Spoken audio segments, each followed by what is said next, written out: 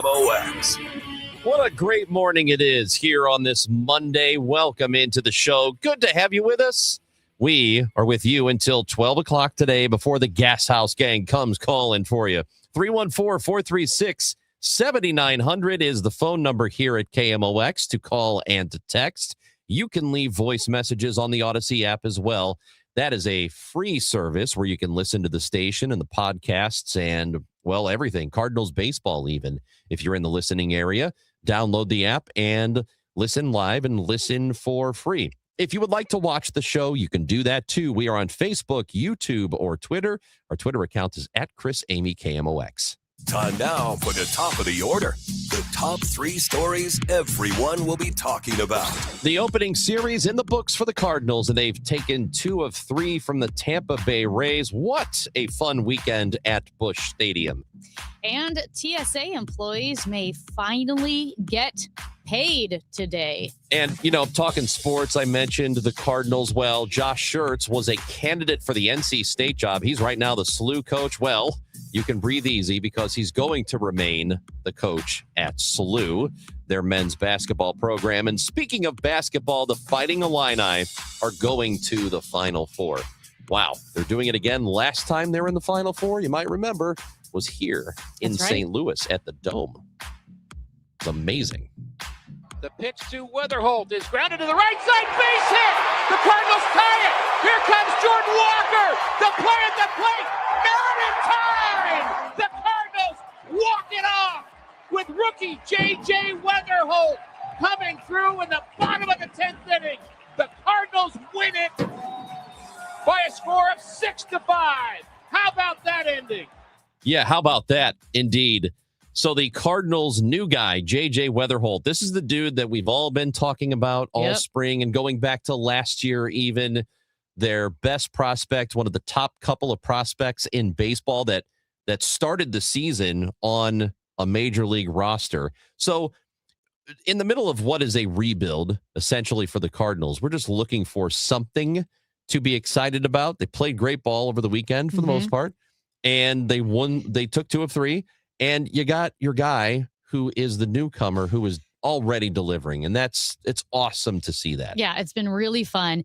I heard this morning Tom Ackerman report from some stat website from the moon. Do you know we're going back to the moon? From some stat website. Yes. That J.J. Weatherholt is the first rookie in history, baseball history, to hit a home run in his debut at bat and then a walk-off in his second game. No other baseball player has done that. It's pretty amazing. And look, I'm not expecting him to just be hair on fire the entire. Well, okay, let's get realistic here. It's not going to happen all season long where he's hair on fire. But I do expect him to be a good player. He's going to have down times. Every player does. I think maybe Albert was the only one who didn't. And maybe he did have a couple of stretches in his rookie season where he didn't look very good. I don't remember that. I don't remember if it just doesn't seem like we talked about a struggling stretch for Albert ever. And maybe we did, and I'm just not recalling it. But so he's going to go through it. It's just a matter of how he responds after it. But it's just a great way to open a weekend. And speaking of the young players, Jordan Walker had a really nice series. He had a really nice series. He had 3 hits yesterday, home run, drove in 3. So that's a guy that we've all been waiting for him to break out. And I hope this open. And again, it's 1 series, 3 games. We still have 150 something to go. I can't do math. So I'm just hoping that we're turning a quarter with him, and this is an indication of that. But we'll see. It's a long way to go. There's a long way to go. Although, like we said, we marked the tape. I'm the one going for the 94 win season. So far, so good. Did that end up being the high? Or I don't know. No, I think it was the first pitch was 91. Oh, 91 even degrees. Better. Okay. I don't know what the first pitch was. So at any rate, it's been a lot of fun. I will say, between my temperature prediction and again, to remind people, your prediction was the Cardinals are going to win as many games as it was degrees Fahrenheit at first pitch. That's right. You said on Thursday. You said it was 91? 91. Okay, so that's my prediction. And then also being financially invested now because I paid $20 a month for the MLB app so that I can watch the Cardinals game. There you go. I have never been so invested in the game of baseball. And we were talking about young people. And speaking of JJ Wetherholt. Hey, come on. First homer, first walk-off, welcome to the show. So a really intimate video when you think about it. They're in, they have clothes on, but they're in the Cardinals clubhouse showers. And JJ Wetherholt is in a shopping cart. It's their laundry cart. It's a laundry cart. Yeah. And he's in the laundry cart. And all the Cardinals are in there. And as you heard, they're saying, hey, first walk-off, first home run. And then they dump beer all over him and then turn the showers on. Yeah. But I don't think you brought up that this was something that was pretty startling because we haven't seen that type of video before. Here's what is startling about it. It's not the fact they did that because, they do that to rookies and to people who hit walk-offs and, it's fun. It's a fun clubhouse thing they do. What is interesting about it to me is that they usually don't show us. We don't get to see that. We will see clubhouse celebrations during if a team clinches a division or if they win the pennant and they go into the locker room and the champagne's on ice and all the tarps are over the lockers and the cameras are in there. You get to see that stuff, but you rarely get to go back into the team shower and see the players celebrating like that. And it was striking to me when that video got out. The Cardinals posted it. I know they put some of it on their TV post-game show. Usually you don't get that kind of access, and I don't know if it is a sign of things to come. But what I do know about baseball is it is considered by so many people to be unapproachable, inaccessible. It's a bit stuffy. It's like hey, put your head down and work, and don't. Not a lot of personality. Not a ton of personality, and baseball culture, especially in this country, is such that you just you try to curtail that a little bit, that personality. We've been doing it for a long time. That's been loosening a lot. And I think the baseball could really benefit as a sport in this country by loosening up a bit. And stuff like that, where we get to see it, you get more attached to players that way. And of course, you're going to get attached to your own local players because that's the nature of being the fan of a team. But it's cool to have stuff like that out there. And if we see more teams do things like that, give you more access, take you into the clubhouse a little more, or behind the scenes kind of stuff, we'll get to know these players better and therefore form greater attachments to not just the local guys, but to the players around the country. Which is kind of funny that baseball is famous for curtailing personality, for put your head down and get work done, because technically, because of the pace of the sport and all the downtime, I would argue that baseball is one of the more whimsical professional sports. It should be. And it lends itself to it. If you have not, just Google Freddie Freeman hugging force out. Yeah. I know it was goofy, but Freddie Freeman was between first and second in a game yesterday, and it was a force out, and he stopped, and I forgot who the second baseman was, but basically stops, holds the ball out like, I've got the ball, Freddie. What are you going to do? I'm going to tag you out. And Freddie walks up to him and they just hug. It was a hug tag. It was just whimsical and goofy. And that's why it's surprising that baseball has a reputation for being uptight when really there are so many goofy moments during any given game. So you can lean into that more. I will say Harambe texted in and said, Harambe here, we, meaning the Cardinals, are on pace to win 108 games, Amy. Let's go. Okay. Well, Harambe, I want you to calm down. If the Cardinals win 108 games, I will eat my hat and yours. Okay. That's a lot of hat. And regular season. If the Cardinals win 108 regular season games, I'll eat both of our hats. All right. So I'm hoping it is a sign that baseball is going to be better about that. Maybe be better on social media too, because it can be a really fun sport. Watch the World Baseball Classic and watch how some of the Dominican players were having an absolute blast, and the Venezuelan players, and the cultures are just different when it comes to baseball. And American culture, I think, is loosening up. It looks like it is, and I hope it continues to. How about the Fighting Illini? ILL. ILLLINI. I don't know. ILL. I just can't bring myself to do it. Oh, because he's an Illinois State guy. So I noticed on Thursday when they played their first game, and I'm watching it, and I'm thinking, I'm rooting for this team. Why am I rooting for this team? Because you're like me, rooting for the region. I'm rooting for the region. So, I went to Illinois State, and I have this thing where the Illini bother me, and their fan base bothers me. No. I don't know. Because I went to school with a bunch of Illini fans. And it just used to irritate me. You went to school at Illinois State. With a bunch of Illini fans. Interesting. That's part of the reason it upsets me is because I didn't really have a college team growing up. And so I went away to college, and that became my team. Even though it's not like a major sports program. Sure. They are in the NIT, by the way. Go Birds. But it used to annoy me that Illinois fans, there were so many of them at our school. And I used to think, why can't you just root for our team, root for our school? So, you don't go there. So I have had this thing against the Illini for a long time, but I am finding myself rooting for them. I don't know what'll happen this weekend when the Final Four happens, but they're in it, and it's great for the school. The last time they were in, if you remember, was back in that 05 season. And they were playing here at the Dome, at the Edward Jones Dome. That's where the Final Four was. They were in the championship game that time. 314-436-7900. We want to hear from you today about the Cardinals, about the Illini. Are you cheering from them because they're in the area? Kind of in the area. Couple hours away. Also, was it one of the greatest moments in March Madness history when UConn defeated Duke? They were down 19 points at one game and at one point in the game.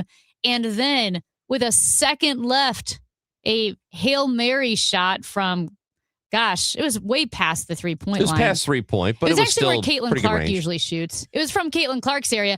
But, I mean, 0.3 seconds left in the game when they take the lead? Yes. 73-72. Massive collapse by Duke. And so UConn is advanced to the Final Four, too. All Duke had to do was hold on to the ball, though. Was it Boozer who threw it? Well, I mean, you got 10 seconds, so you have to get it across the line. It was one of Boozer's kids. I think it was Cam. Carlos Boozer, who was the NBA player. But I mean, in that last second, he passed, and that pass was... so it was Cam Boozer, who tried to get the ball over the line and threw it right to a UConn player. So, sorry, Duke. That was electric, though. It was a lot of fun. Wow. That was amazing. Can't believe that happened, and I'm sure they can't believe it either, but Duke will be okay. I would think it'd be way more devastating if you're one of those programs that has never won a championship and never goes to the tournament, and you just had this one magical year finally, and you get the opportunity, and then you do that. That's probably a lot tougher to swallow, but it's Duke, I get it. I get it. From a school standpoint, but if you're Boozer and you're thinking, I had 1-2 seconds that all I had to do was hold on to the ball, and I'm sure he feels like a real heel today. Well, I'm just sure he saying, feels like a real butthole today. Well, but that could have cost him the championship. Imagine thinking you could be celebrating the national championship. Well, it did. Well, it literally cost. We can't guarantee that they were going to win. So Duke, it was between Duke and Michigan. Which of those two teams was the best in the country? I don't know. I thought it was Michigan. Probably. Well, I mean, my point is that it wasn't guaranteed Duke's that they were going team. to win the national championship. It's not a guarantee. But with that pass, he's going to be thinking that for the rest of his life. Is this the pass that cost me or the whole team the championship? Unless they come back next year and they do it and they win. But we'll see. Anyway, great sports weekend. A lot of stuff we didn't even get into, and we will continue to do that throughout the show today. We have our Barch Madness Sloppy 16. We have the results. We have our Inebriate. Which is so good. We have advanced to the Inebriate, and we will tell you which bars in St. Louis have advanced to the next round when we come back on KMOX. Midwest winters take a real toll on your garage door. Let my friends at Overhead Door Company of St. Louis come out and perform their 26-point tune-up on your garage door and opener. The work is guaranteed, and it's just one price for up to 3 garage doors and openers. No extra charge for evening or Saturday service. Overhead Door Company of St. Louis, since 1926, 100 years. Schedule online at overheaddoorsstlouis.com.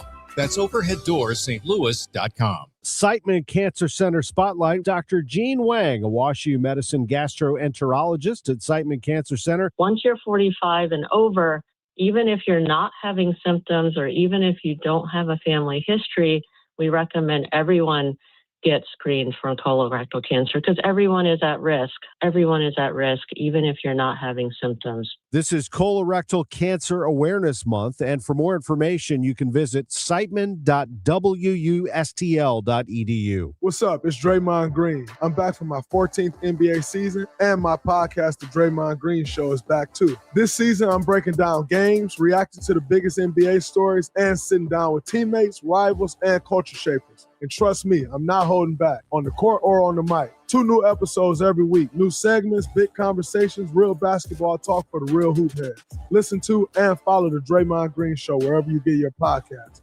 We're back. We're better. Let's get it. This is the story of the one. As a maintenance tech at a university, he knows ordering from multiple suppliers takes time away from keeping their arena up and running. That's why he counts on Grainger to get everything he needs, from lighting and HVAC parts to plumbing supplies, all in one place. And with fast, dependable delivery, he's stocked and ready for the next tip-off. Call 1-800-GRAINGER, click Grainger.com, or just stop by. Grainger, for the ones who get it done. Straight Talk Wireless presents Pickup Truck Wisdom. Trust is earned. That's why I've stuck with Straight Talk. Same price as 2009 on Verizon's 5G network. Cause shoot, anyone can make a promise. Keeping it for years, that means something. Now plans starting at $25 a month with 4 lines. Find us at straighttalk.com and Walmart. Straight Talk Wireless. Straightforward. Always. Same price claim applies only to the base monthly price of our $45 plan from October 2009 to present. This is Megan Lynch from the KMOX newsroom. The Missouri State Highway Patrol has issued an Amber Alert. St. Louis County Police reporting a 5-year-old, Alicia Dawson, a black female, last seen with 4 ponytails, wearing a pink Flower Power t-shirt and blue shorts. The child taken around 8 a.m. this morning from the 8900 block of New Hampshire Avenue in a stolen vehicle. That vehicle has been recovered. The child is not. If you have any information, call 911 immediately. Again, it's a 5-year-old girl, Alicia Dawson, 4 ponytails, last seen wearing a pink Flower Power t-shirt and blue shorts, taken from the 8900 block of New Hampshire Avenue. Considering buying or selling a home? When it comes to the Gelman team with eXp Realty, numbers don't lie. Over 1,500 Google and Zillow 5-star reviews, nearly 6,000 homes, and $2.5 billion in real estate sold. Call 314-336-1991, thegelmanteam.com. Hey guys, Kevin Wheeler here for the FanDuel Sportsbook. Of course, FanDuel Sportsbook is the official sportsbook of KMOX, and it's been so since gambling came online here at the beginning of the year. For me, it's been more years beyond that with FanDuel Sportsbook. I love it. I used to have to travel to use it. Now I get to use it here, and it's awesome. And if you haven't joined in yet, right now, new FanDuel customers can get a really great deal. You can get up to $300 back in bonus bets every single day for 10 days. It's a simple thing. So you sign up. Here's how it works. Place any bet with FanDuel using your Bet Reset token, which will be in the app when you log in, and it doesn't win, you will get up to $300 back in bonus bets. So every single day, for 10 straight days, that's available to you. Just visit FanDuel.com/Missouri to sign up. And remember, FanDuel is where you get to play your game. You must be 21 or older and present in Missouri. Bonus bets are non-withdrawable and expire 7 days after receipt. Tokens are received in increments of 1 per day, so restrictions apply. See terms at sportsbook.fanduel.com. And if you have a gambling problem, call 1-800-GAMBLER. Built on a century, focused on today. The voice of St. Louis, KMOX.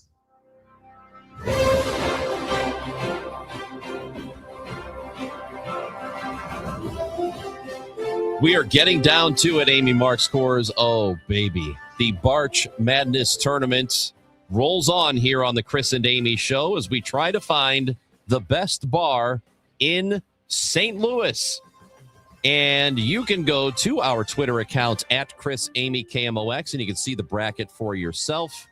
The Sloppy 16 results are in. Thank goodness. You're glad that we're. Goodness. Well, you didn't like the Sloppy 16? The Sloppy 16 was just a little off-putting. Come on, live a little. Well, guess what, Amy? We have moved on from the Sloppy 16. Yes. We are now in the Inebriate. That's genius. That makes up for everything. So let us tell you what happened in the last round, the Sloppy 16 in the Eberhard Anheuser region. It was the number 1 seed McGurk's advancing past Seamus McDaniels. So McGurk's does move on, a decisive victory with 80% of the vote. They move on, and they will now face Helen Fitzgerald's. Owned by the Cyberg family. Helen Fitzgerald's defeated Dukes in Soulard. Helen's with 61% of the vote there. So it will be in the next round. It'll be McGurk's versus Helen Fitzgerald's to decide who's moving on. In the Adolphus Busch region, this is big. This is big. Number 5 Humphreys defeats the number 1 seed Fast Eddie's Bon Air. Huge upset. That's got to be the Josh Schertz effect, right? Huge upset. You know what else? Don't you find it amazing that the last day of voting, Josh Schertz confirms that he's staying with SLU, not going to NC State? I think Humphreys got another Josh Schertz boost. Well, that's possible. Defeated Fast Eddie's Bon Air. Humphreys is in the Inebriate. Well, we are going to have in the Adolphus Busch region, it's going to be, this is the one where it's a guarantee that there will not be a number 1 seed moving on to the Final Four. That's right. Because Humphreys has advanced, and so has Milo's Bocce Garden, defeated Patios. Patios right by the ballpark. Yep. Loses to Milo's. So in the next round, it is the 3 seed Milo's who took down the 2 seed Patios. Milo's against the 5 seed Humphreys in the Inebriate. So awesome stuff. Wow. Moving on to the William J. Lemp region. We have the 1 seed Amsterdam Tavern continues to roll by beating the 4 seed Venice Cafe. So Amsterdam is now on to the Inebriate, and they are going to, Amy, face the winner. Well, they're going to face Tam Avenue. Tam Avenue, the 11 seed, beat Sportsman's Park in the Sloppy 16. So Tam has advanced. It is Tam versus Amsterdam. How about that? That one, and I think that one, if I'm correct, the Tam Avenue Sportsman's Park race, I want to say changed leads a few times. Quite a few times. Tam Ave ended up with 67% of the vote. Yeah. Against Sportsman's Park. So. And in the Anton Griezadek region, Obie Clark's number 1 seed defeated the Village Bar, which was a number 13 seed. Yeah. Made it to the Sloppy 16. And it was a little difficult. I mean, that was a closer matchup than you'd think. Obie's with 58% of the vote. Village Bar with 42%. A lot of Village Bar fans out there. So Obie Clark's has advanced, and they will now face the 2 seed Broadway Oyster Bar, which just narrowly defeated Dee's Place in Soulard. Broadway Oyster Bar with 52% of the vote. So that was a close matchup there. And now Obie Clark's and Broadway Oyster Bar will face off in the Inebriate. So those are your 8 teams, folks. Not a bad tournament. I think this has gone really well. McGurk's, Helen Fitzgerald's, Humphreys, Milo's, Amsterdam Tavern, Tam Avenue Bar, Obie Clark's, and Broadway Oyster Bar. Those are your Inebriate. You have to go to @ChrisAmyKMOX on Twitter to vote. It is the only way to vote. There's no other way. Yeah. So, and you know what? If you don't like the results, what do we say, Amy? You have no one to blame but yourselves. That's right. Because you have to vote. Tournaments and voting has consequences. And if you're unhappy, look in the mirror. Look in the mirror and say, this is my fault. Tournaments and actions have consequences. This is all your fault. So there you go. The Inebriate is up and running. Go get it. I'm going to make that the slogan of our March Madness tournament. The March Madness tournament? The March Madness every year is just going to be, this is all your fault. Okay, what you don't want to do is make it your fault that you didn't sign up for the STL Work Zone Awareness Run. It's coming up Saturday April 25th at 8 a.m. The Work Zone Awareness Run is an annual event that is dedicated to promoting safety for road workers and raising awareness about work zone hazards. And it's just a good reminder to all of us when we see the cones on the highway or on the main thoroughfares, and we know that we're entering a construction zone, to slow down, put our phones down, don't look at the phone, and just really pay attention, because it's a dangerous job for those men and women working out there on the roads, making the roads safer for us to get home to our families. So let's make sure that they can get home to their families. And the Work Zone Awareness Run is right there at the MoDOT headquarters at 141 and 40. So pretty centrally located. It's a super affordable 5K. The registration rate's low, and you can bring the whole family, whether you want to run the 5K or maybe just walk the 1 mile fun run. It's a great time. So Google STL Work Zone Awareness Run to sign up. Who's been talking about St. Louis sports since 1985? Bernie Nicholas. This is going to be a likable team. I don't know how many games they're going to win. You're down 7-1, and at that point, they weren't deflated. They weren't demoralized. They're like, all right, good for you guys. You hit us in the mouth. You drew blood. We just tasted our own blood. Now we're going to knock you on your ass. Let's go. Bernie Nicholas. Hear what he has to say on the voice of the Cardinals, KMOX. Hi, this is Steve Butts from the Crawford Butts Insurance Agency. In 2026, our agency celebrates a momentous occasion as we celebrate 65 years of service to our clients, a tribute to our founder and my dad, Norm Butts. Our staff is ready to assist you with all your insurance needs. So please call me, Steve Butts, at 314-752-2500 or at crawfordbutts.com. For auto, home, and commercial insurance needs, that's crawfordbutts.com. Now, KMOX weather from the Saliga Heating and Cooling Weather Desk. A little breezy outside Studio B, 68 degrees, sunny to partly cloudy today, breezy, very warm. A high temperature slated to break the record high. The record high was 86, set in 1986. It should hit 87 today. Tonight, partly cloudy, breezy and warm, a low of 63. Sponsored by Gloria Lou with your home sold. Guaranteed Realty, 314-325-6888. Need to sell your home and you want the most money? The name to remember is Gloria Lou. Yes, Gloria Lou with your home sold. Guaranteed Realty at 314-325-6888 and start packing. This is the story of the one. As a procurement manager for a hospital system, she keeps every facility in her network stocked and ready. That's why she counts on Grainger to be her single source for thousands of products, from disinfectants to lighting, air filters, and more. And with fast, dependable delivery, Grainger helps her keep every facility stocked, safe, and running smoothly. Call 1-800-GRAINGER, click Grainger.com, or just stop by. Grainger, for the ones who get it done. Stop compromising and start saving with Seidenstricker Nobe Partners. Right now, get 0% financing for 84 months or $6,000 cash off a new John Deere 5E tractor, and we'll deliver it to you for free. Real work demands real equipment. All grit, that's the 5E. Visit snpartners.com or one of our Missouri or Illinois John Deere locations. Seidenstricker Nobe, your partner for the land.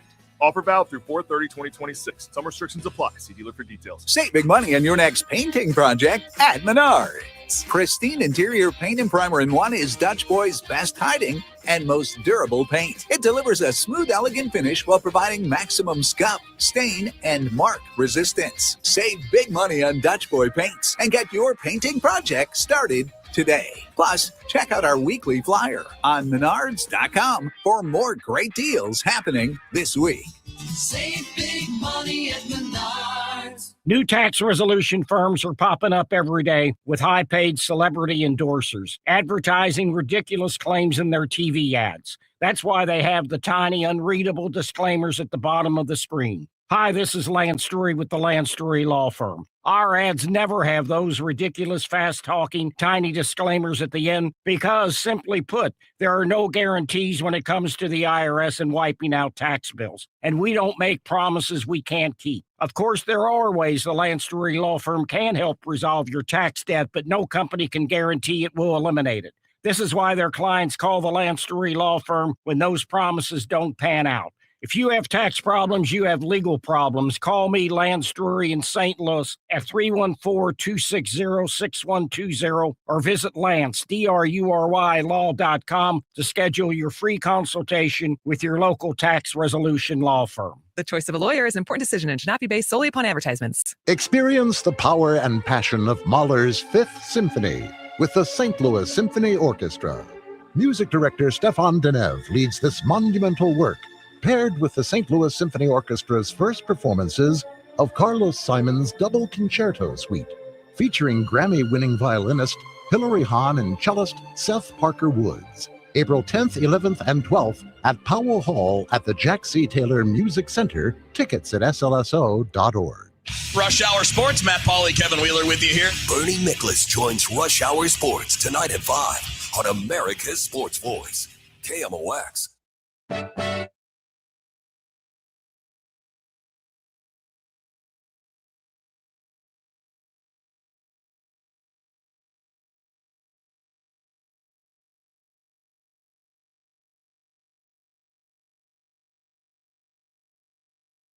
Chris and Amy show on KMOX, and it's good to have you along on this Monday morning.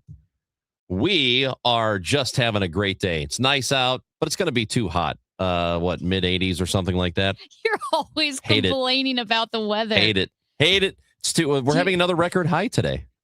We are. We're going to break the record set back in 1986, allegedly. But you know what happened yesterday? Quickly, I was outside, not very long. I felt like it was an hour, but I had like a tank top on.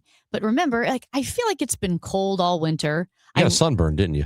I did. And I never sunburned. And I run in the dark. I'm not in the sun. I never sunburn to the point where I really make poor choices. Like I don't wear sunscreen because I don't sunburn. And so that's really terrible. So I'm trying to force myself to wear sunscreen. Anyway, last night I'm thinking, ooh, my skin's a little tender on my shoulders. It's not red. Like it's barely pink. I'm just not used to having that at all. It's this record-breaking weather we're having. Tell you what, though, nice night last night. Weather Gorgeous. was nice and cool. It was that was one of those perfect nights. I thought, this would be a great time to hang outside, but I am too tired, so I didn't do that. But I did spend the weekend in Chicago, and something really struck me. Amy, again, was struck twice. You were struck. Like yes, by a person? No, by an event that friend? happened. No. Oh. She didn't hit me. No. You said you went to Chicago and you were struck twice. No, she didn't hit me.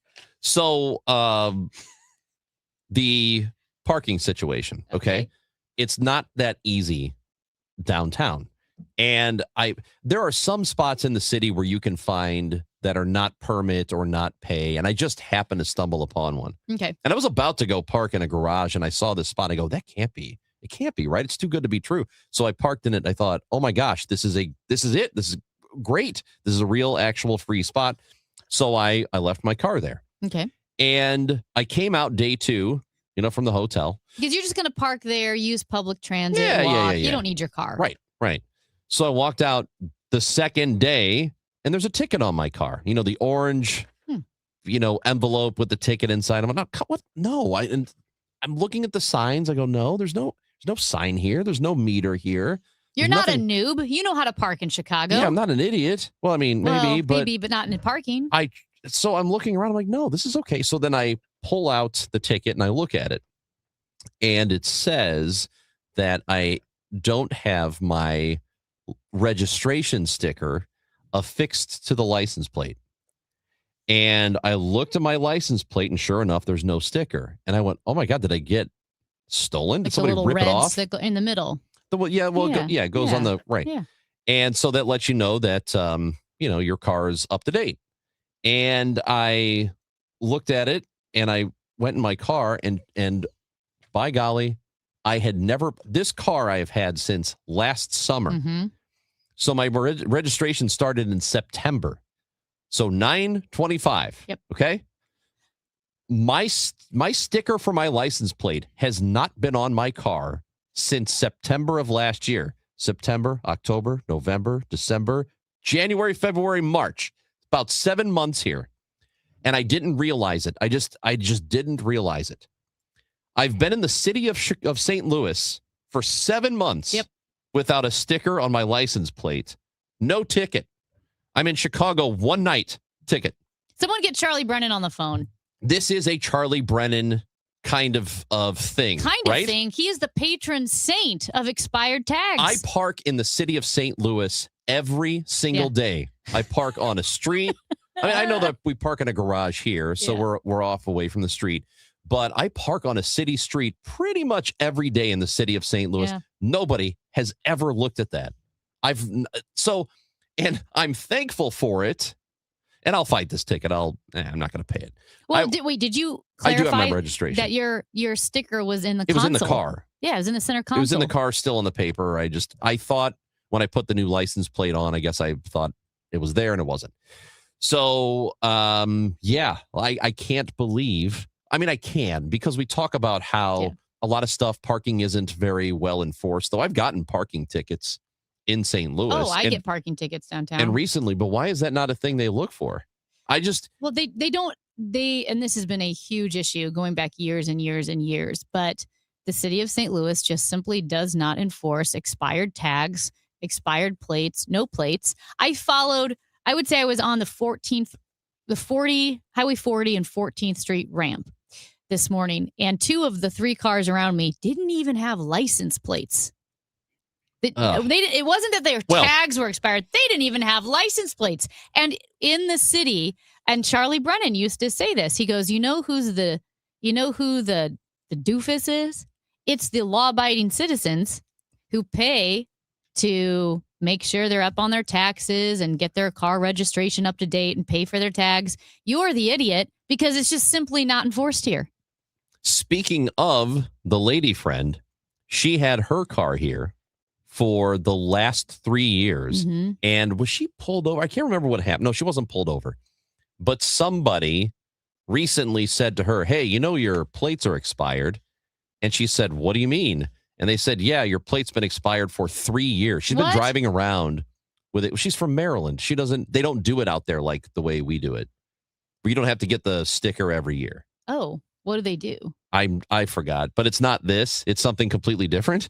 So she was like, oh, I didn't even know that was a thing. Not one time did anybody in 3 years say anything to her. She wasn't pulled over. She wasn't ticketed. She was in the city. She wasn't. Yes. Right? She's in the city. Because here's the thing. We work in the city, right? I'm in the city.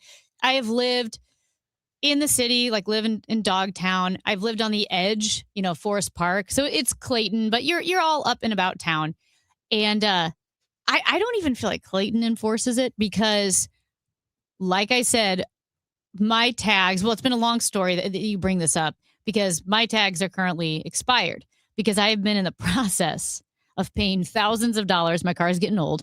I had to have the entire exhaust system replaced. I had to get new brakes. And then when I went in, they said, well, we can't do the inspection right away because you have to drive 100 miles after you get this replaced. So then I got it replaced. I'm driving. Well, then the exhaust system, something was going wrong again. The check engine light was on. So I go back and they said, okay, it's broken, but we have to order the part. We'll get it in a week. So I leave. I go back a week later. They put the part in. Can you do the inspection? No, because you got to drive 100 miles. Long story short, I've spent about $4,000 and I've gone to the car shop 5 times because I'm just trying to keep this old car together.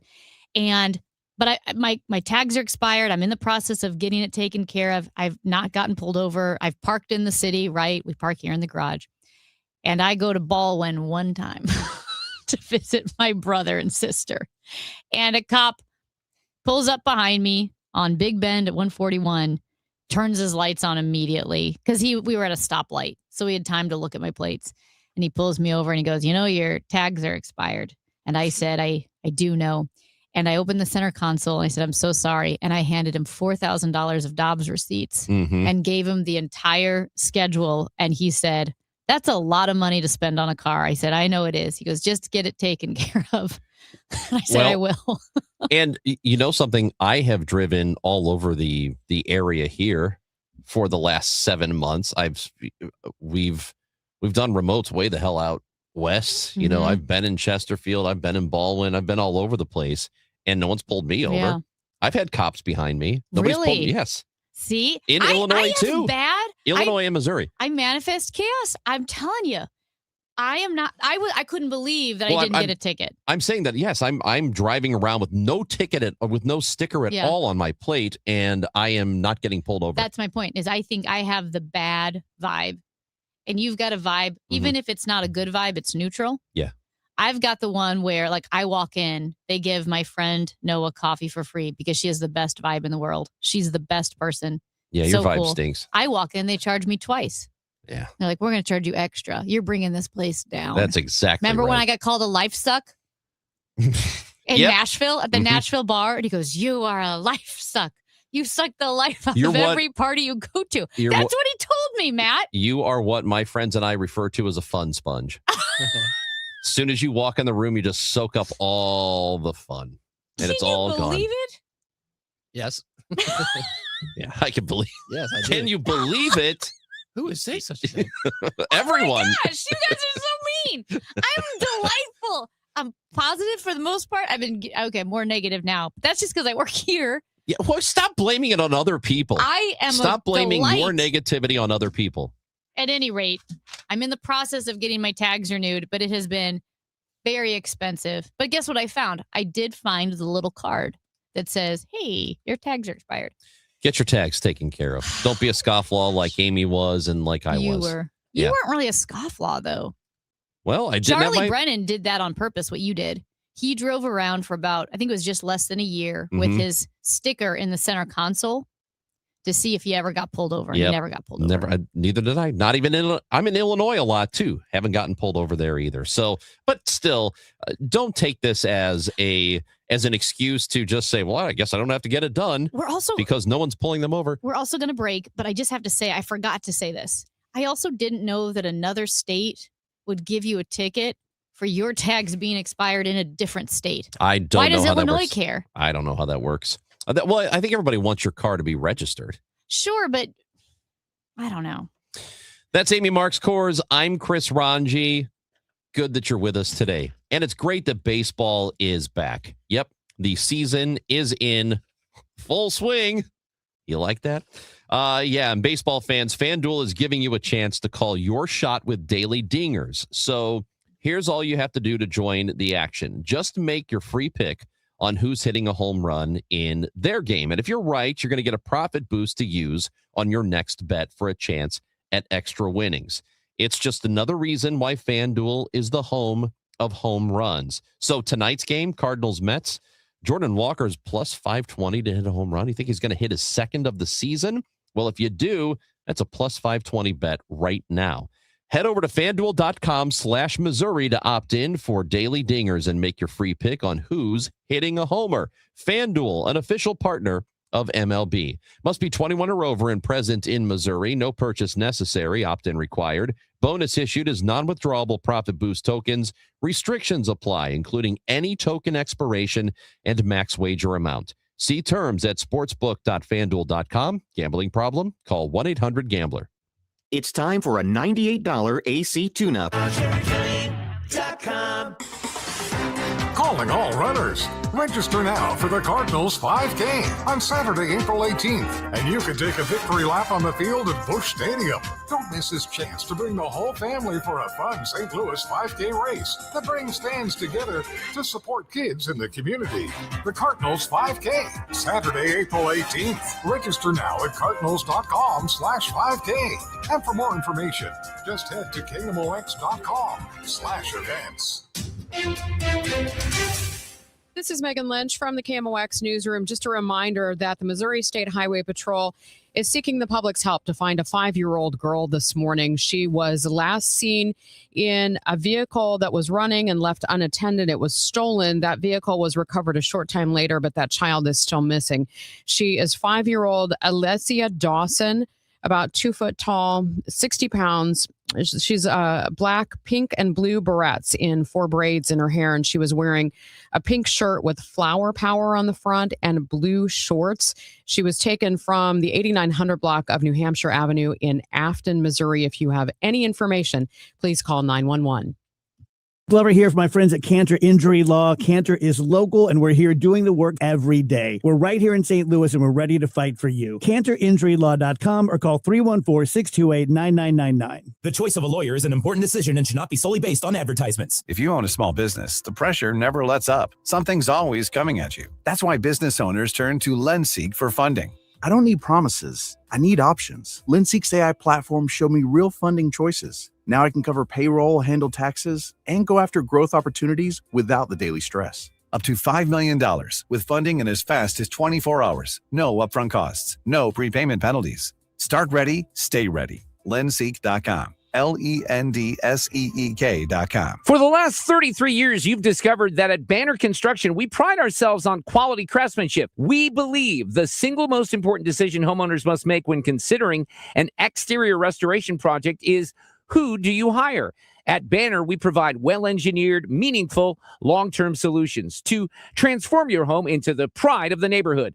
Let us help you fall in love with your home all over again. Call 314-569-1050 or visit bannerconstruction.com and have a banner day. Hey guys, Glover here with my friend Stewie from Stewart's American Mortgage Corporation. Stewie, let's talk about refinancings, and let's just bottom line this. Everyone needs money at some point in their life. You know what, Dave? There's so many different ways you can make money. Number one, go to a lower rate. If you're financed over the last 3 years, chances are you're paying a higher rate than what you can today. Refinance with the Bagel loan, no closing costs at all. That's number one. Number two, a lot of people are concerned not about the cash flow, but overall interest that you're paying. Go from a 30-year to a 20-year. The rates are lower on a 20-year versus a 30-year. Save hundreds of thousands of dollars. And third is the really easy way. You need cash. I need cash. Take cash out. Refinance now. Take the money you need. Keep the payment the same. It's easy. It's simple. All with no closing costs with that Bagel loan.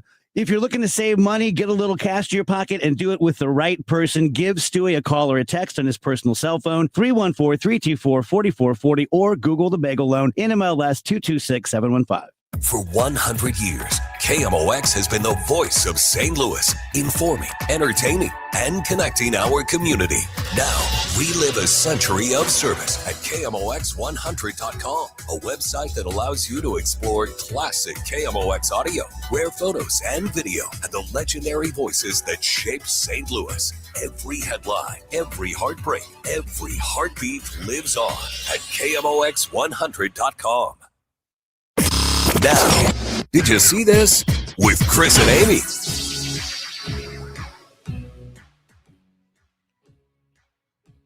Ranj, I don't know if you saw this, but there was a St. Louis County man who has been charged with a felony in the theft of 2,400 full-size Snickers candy bars and 2 jugs of laundry detergent.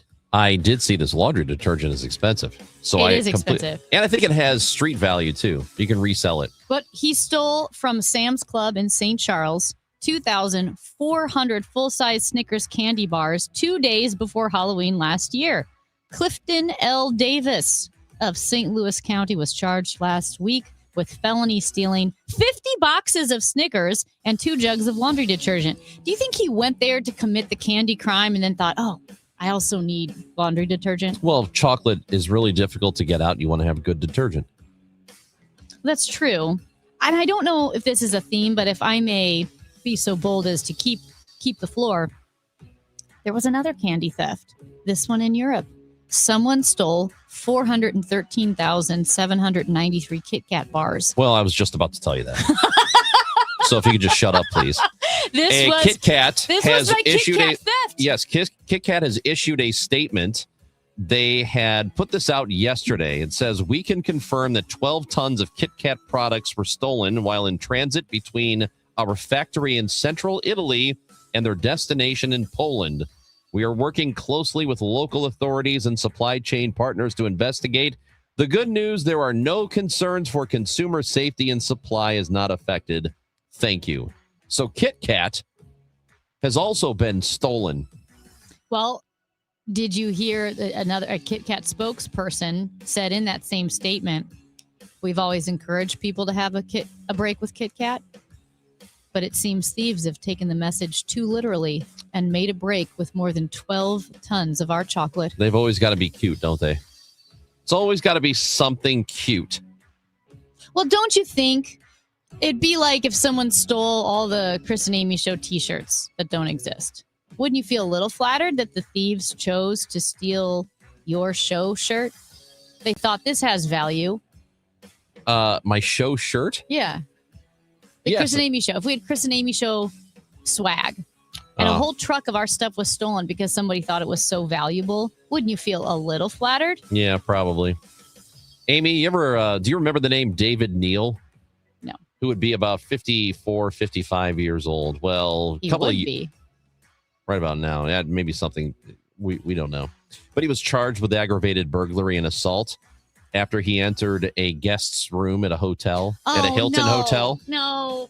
And was sucking on the guest woke up and this man was sucking on his toes. I hate this story. You know what? I forgot about this story. Well, And now I have to live with it again. well, live with this one because this one's even worse. No. A man was found guilty of breaking into a woman's home and sucking on her toes in Modesto, California. And he was sentenced to 6 years and 8 months in state prison. Christian Solorio of Modesto, California, convicted of felony stalking and breaking into a residence with intent to commit a sex act. It's bad. What is with that? Why would you? First of all, you can't break into somebody's home. And if you're going to break into somebody's home, you definitely can't do that. Don't steal things. Don't hurt people. You took this down a real dark turn. What do you mean? I didn't do it. He did. We were I talking didn't break about into anybody's candy. home. Ricky in South City says Snickers are expensive too. They're like $3 a pop. You know, everything's more expensive. Literally everything is more expensive Chocolate's right now. very expensive. I went to a lot of restaurants over the weekend, and yes, it's Chicago, and so it's more expensive. But it is just everything is way overpriced. Everything. There is nothing that you can get cheap anymore. You just can't. I think the problem, what concerns me, is what we saw after COVID, when there were valid reasons to raise prices on everyday products, consumer needs, because of the COVID shutdown. I get that, supply chain issues. Yeah. But then when those supply chain issues were rectified and those valid reasons no longer existed, the prices magically did not come down. What did I tell you? I said it at the time. I said prices aren't coming down when COVID is over. They're only going to come down when people stop buying. Yeah. That's it. It's the only thing that brings prices down. It's the same with sporting event tickets. You know, people are always complaining that athletes make too much money and tickets are too expensive because the athletes make too much money. No, tickets are expensive because you keep buying them. If you were to put your foot down and say, no more, I'm not buying this anymore, then prices would have to come down. And listen, this is not the type of text we want at 314-436-7900. This is a serious show, but someone texted in a Kit Kat burglar. Okay. That's Amy Marks Kors. I'm Chris Ranji. Hour 2 of the show is coming up. Gas House Gang happens today at 12 o'clock, and we are jam-packed during the Gas House Gang. We've got Greg Amsinger, who joins us every Monday. Going to talk a little baseball with him. Mike Claiborne will be with us, and Amy Marks Kors will talk blues with us. That is the Gas House Gang at 12. We are with you until then on the Chris and Amy Show on KMOX. If snow and cold has you thinking spring, why don't you do something constructive and call Chesterfield Fence and Deck? Let this be the year that you have that beautiful outdoor space that you've always wanted. Whether you're talking about a new deck, a patio, a pergola, they do all of it. And of course, fences as well, sunrooms, screen rooms. You can visit their beautiful showroom in the Chesterfield Valley. Chesterfield Fence and Deck is the sign you have the very best since 1968. All of their products are guaranteed by a 5-year labor warranty, comprehensive material warranties provided. They have an A+ rating with the Better Business Bureau. Now, if you're looking for the rock bottom cheapest price, Chesterfield Fence and Deck is not it. What they are is the company that guarantees their work and has been doing great work for 57 years. Quality work that will last for a long, long time. So you can enjoy your outdoor space for years to come. If you mention me, Debbie Monterey, they'll offer you 48 months interest-free financing. ChesterfieldFence.com. Story of the one. As a maintenance tech at a university, he knows ordering from multiple suppliers takes time away from keeping their arena up and running. That's why he counts on Grainger to get everything he needs, from lighting and HVAC parts to plumbing supplies, all in one place. And with fast, dependable delivery, he's stocked and ready for the next tip-off. Call 1-800-GRAINGER, click Grainger.com, or just stop by. Grainger, for the ones who get it done. There's a difference between liking a house and actually getting it. Redfin is built to make up that difference and close the gap between finding and owning the home for you. Redfin agents close twice as many deals as other agents, so when you find a home you love, you're not a step behind when it's time to make an offer. That means less watching great homes disappear and more focus on the ones you'll actually move into and call home. Redfin helps turn saved listings into real addresses. Get started at redfin.com. Own the dream. At Fisher Investments, we may seem like other money managers, but we're different. Are you really that different than the rest of us? We are. As a fiduciary, we always focus on what's best for our clients. What services do you offer besides investing? We have a team of specialists in financial planning, estate planning, and more. Your clients rely on you for all that? Yes, we ensure clients receive unparalleled service at every step of the relationship. Okay, but you still sell commission-based products, right? No, because we believe that's a conflict of interest. We prioritize service over sales goals. So then how do your fees work? We have a simple and transparent fee that's a percentage of our clients' portfolios. So we do better when our clients do better. Wow, we're more different than I thought. At Fisher Investments, we're clearly different. Learn more at fisherinvestments.com. Investing in securities involves the risk of loss. News, talk, cards. KMOX AM St. Louis. KMOX FM Hazelwood. Always live on the free Odyssey app.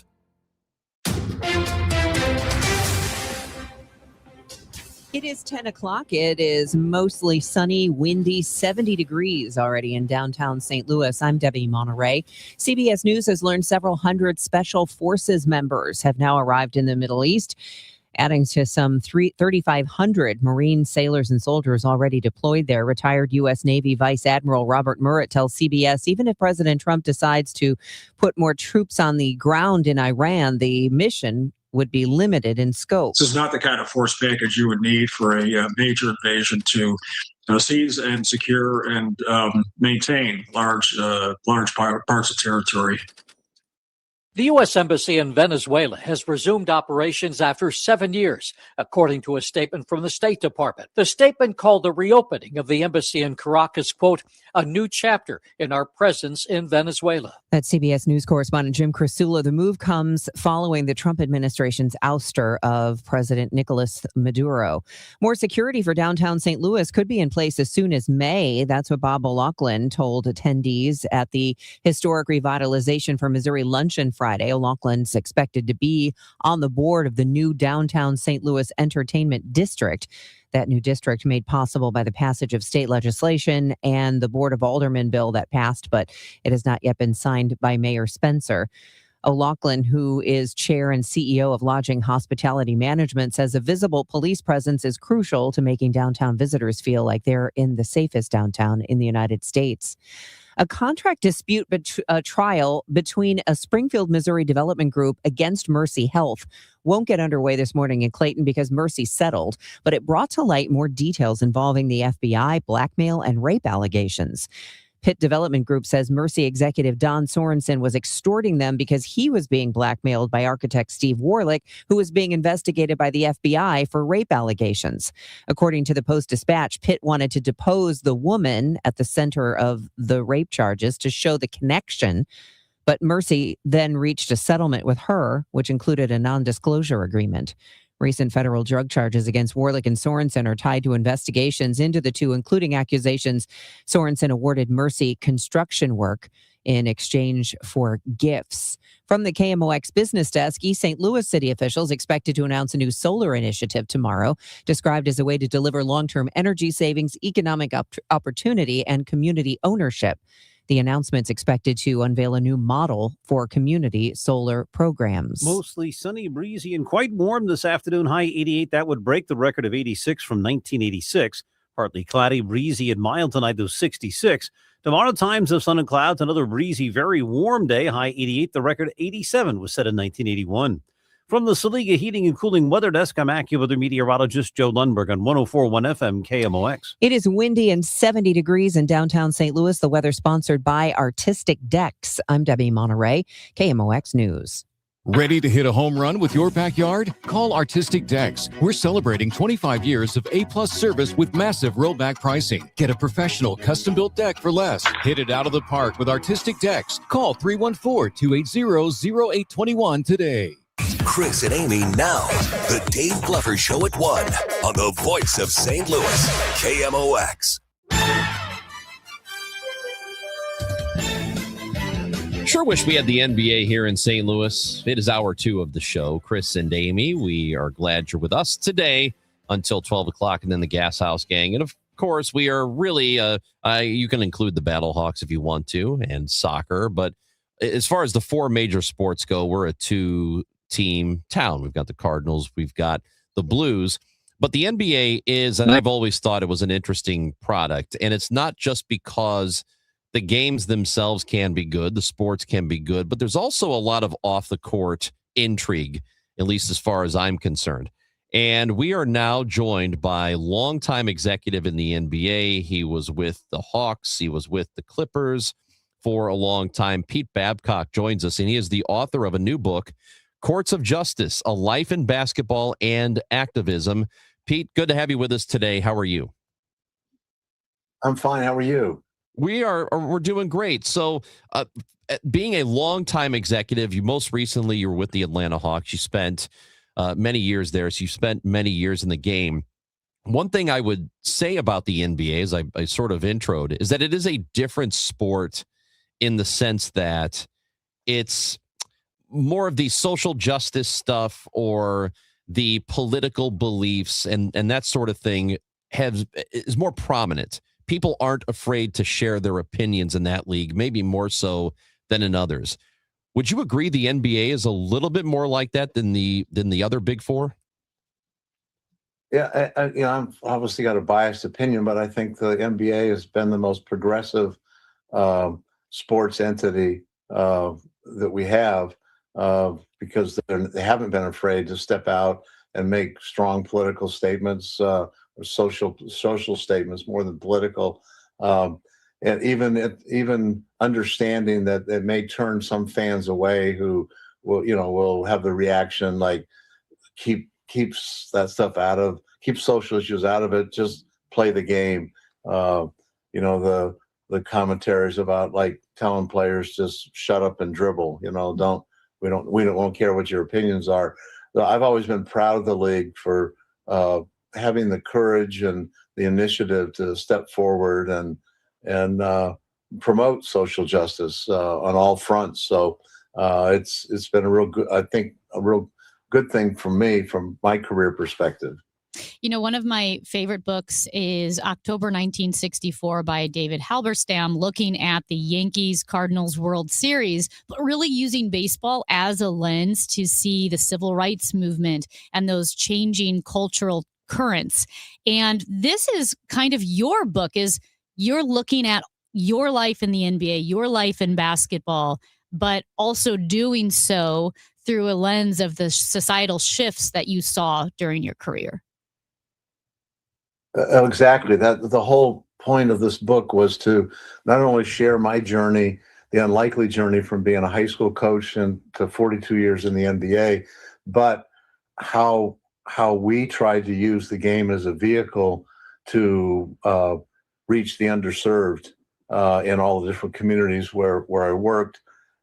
In the first half of the book tells the whole history or a good part of the history of Black basketball and how it became a vehicle for integration and worked hand in hand with the civil rights movement.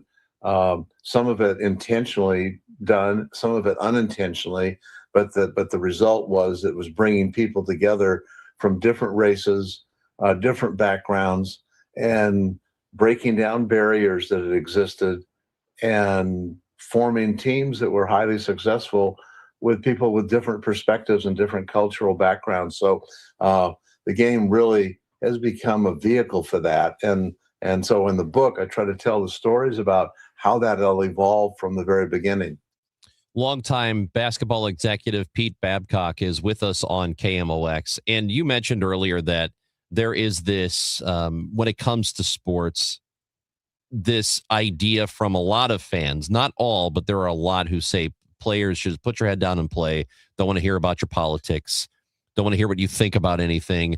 Usually it's unless I agree with whatever it is you're about to say. But is it, why is it important, in your opinion, that politics is sort of intertwined with sports? It has seemed to me that it's never really been completely separate, that there's always been some politics in sports throughout its history. Well, the NBA, for example, professional sports in total is just an extension of society.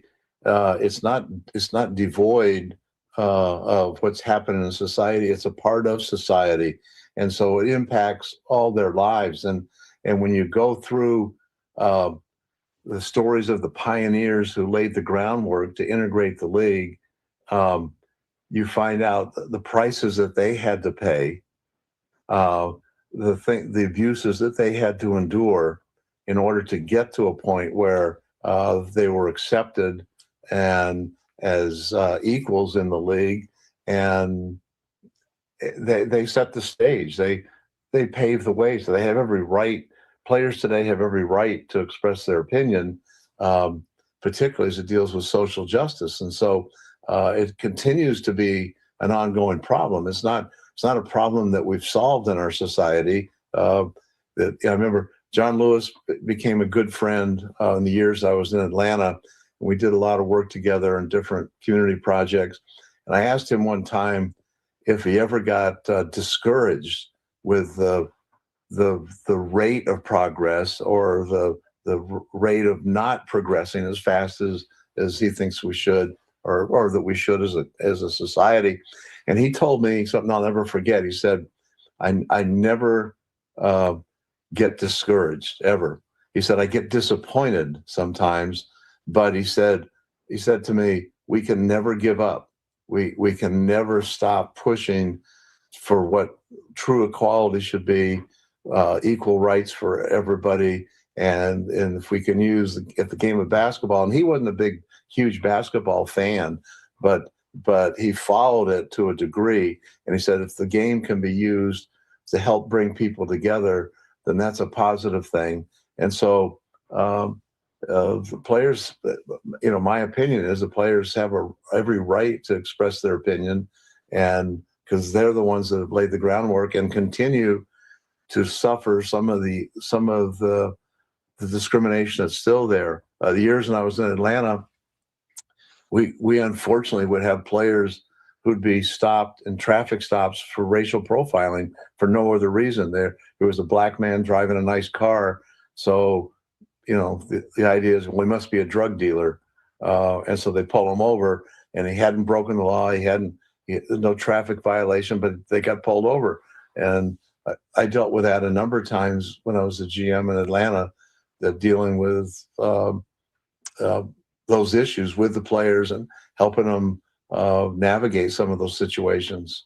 There was a similar story, Ozzie Smith and Willie McGee back in the 80s. They have told a story, and they both were new Cardinals at the time, that here in St. Louis, they were pulled over without cause.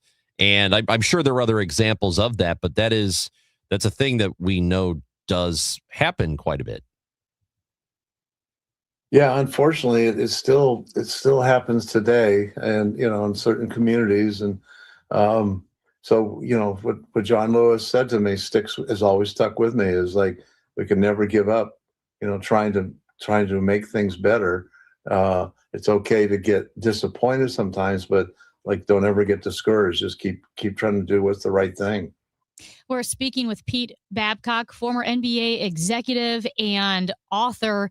And Pete, also in your book, you tell a lot of stories about your interactions with Red Auerbach, the Boston Celtics head coach. What are some of your favorite memories from those stories, or some of your favorite stories? Well, one of my favorites is just how Red made the decision to draft the first African American into the NBA. His biographer, Ken Dooley, is a good friend of mine, and he told Ken the story, but told Ken he could never write it until after Red was gone, because Red didn't want credit for it. And so Ken held on to the stories. And then when I was putting my book together, Ken had not used those stories yet. So he gifted them to me to put in the book. And it was really interesting, because when Red was 16 years old, he was a high school player in New York, and he heard about this dominant team called the New York Renaissance, an all-black team that was supposed to be like the best team in the country. And they played it in Harlem at the Harlem Renaissance Ballroom. So Red, as a 16-year-old young man, buys a ticket on the train, goes to Harlem by himself, buys a ticket to the Harlem Renaissance game. He is the only white person in the building. He sits there and takes notes carefully during the game. Bobby Douglas, who was the head coach of the Renaissance, a black man, saw him because he stuck out like a sore thumb in the crowd, and he saw him taking notes. Well, Red manages to get into the locker room at the end of the game, introduces himself to Bobby Douglas, and he said, "Can I ask you some strategy questions?" And Bobby Douglas told him, "Yes, absolutely." And he said, "Well, the first half, you were killing that team. You had them down by 20, and you were playing man-to-man defense. The second half, you played zone, and they came back and actually tied it up at one point. Why didn't you stay in your man-to-man defense? You were crushing them." And Bobby Douglas said, "Listen, here, I want to explain to you what's going on. You see all these people, see all these guys in the locker room. I have contracts with all of them. I have to pay them salary. I get that money from selling tickets. You saw we had a big crowd out there. That crowd wants to see a good basketball game. If we beat that team by 30, which we could have, some of those people aren't going to come back again because it wasn't that entertaining. Also," he said, "I have to make our schedule myself, and it's hard to find teams that'll play us because we're so dominant. We beat everybody. And if I beat that team by 30, they may not schedule us again. But if we beat them by 10, they may foolishly think we can beat the Wrens if we play them again.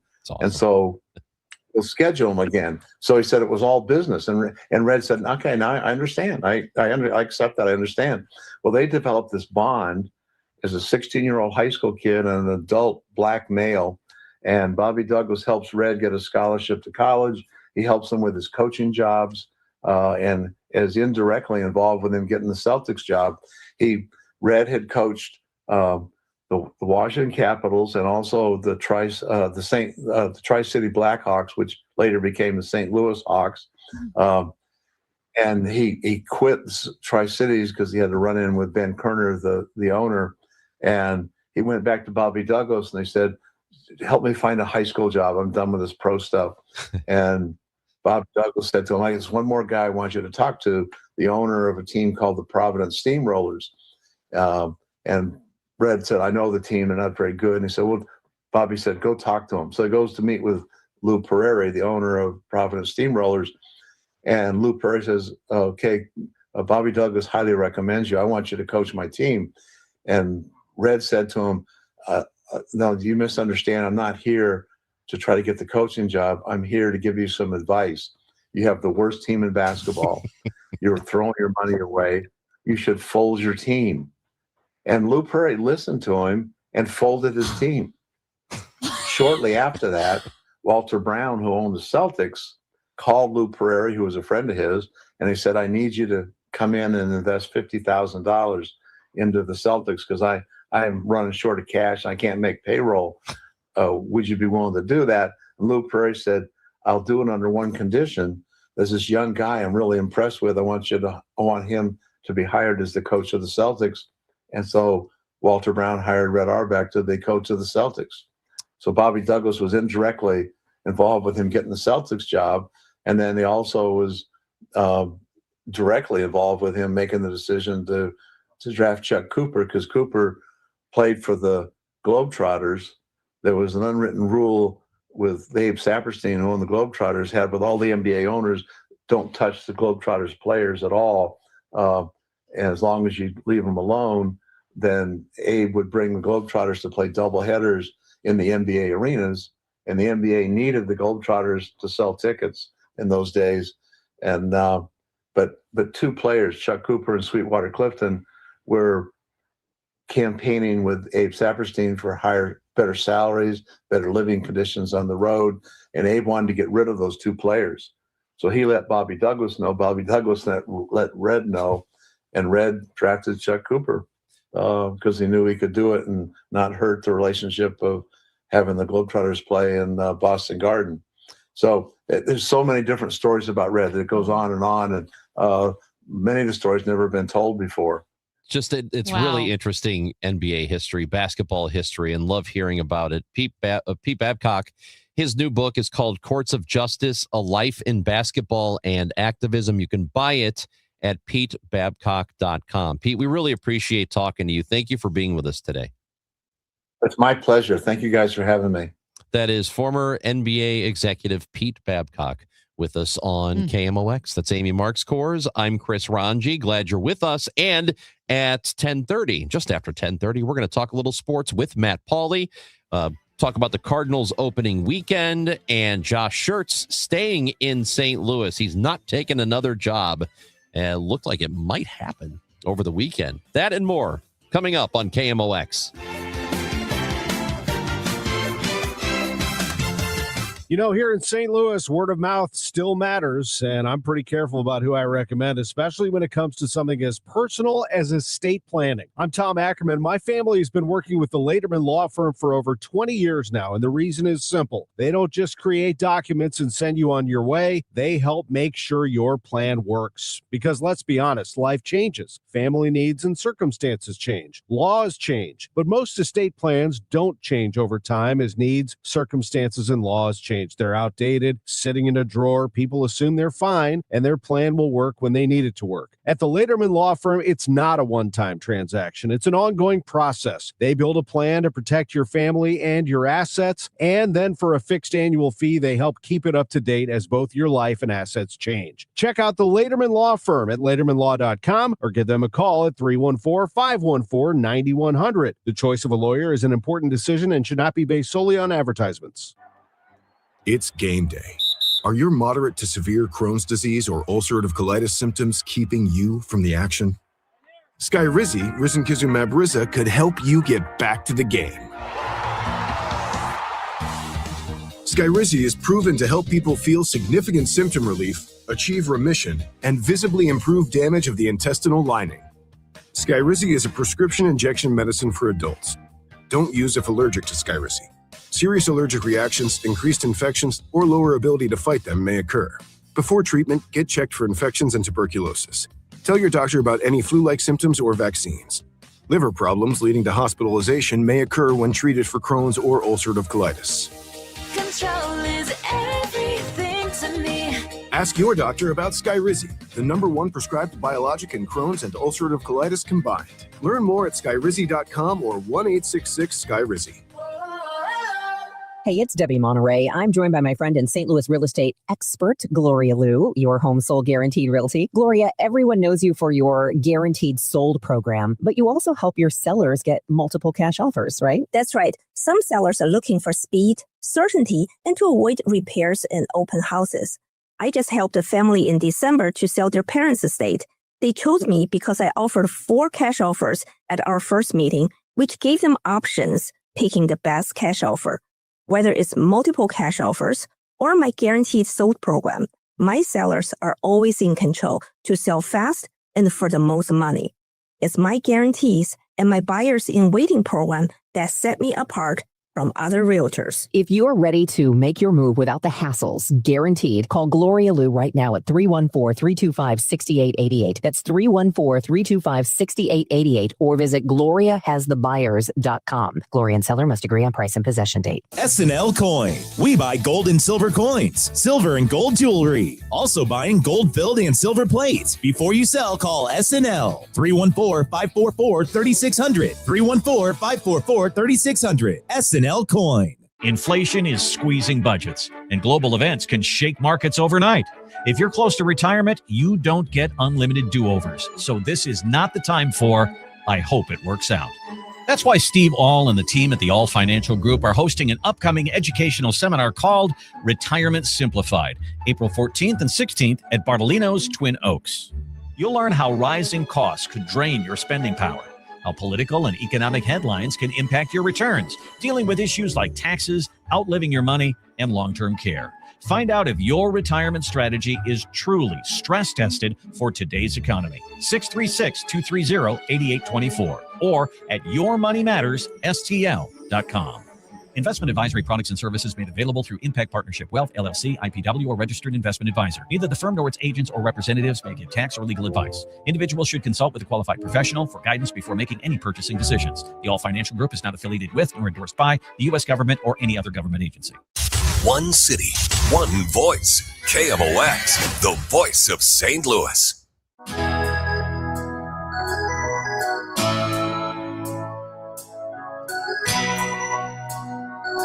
Well, I love to crap on umpires and officials in general. And I shouldn't do that because they're doing their best. There's no way. They're really trying. Well, first of all, I have terrible eyesight. And second of all, I don't know how any official in football, in hockey, in baseball catches whether or not someone was offside when there are 700 people on the field, or if a ball is 1/3 of an inch out of a strike zone. Mm-hmm. Like if I made a call and was consistently off by 1/3 of an inch, I would be really impressed with myself. Yes, you would be.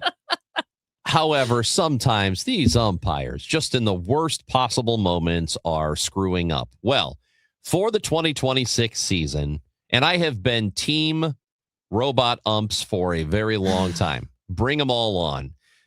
This year, the ABS system, it's the automatic ball strike system, has been implemented, which if you haven't watched a game yet or haven't seen it in action yet, what happens is the catcher, the pitcher, or the batter all have the option, if a pitch comes in and one of them doesn't like the call, either ball or strike, they can quickly challenge.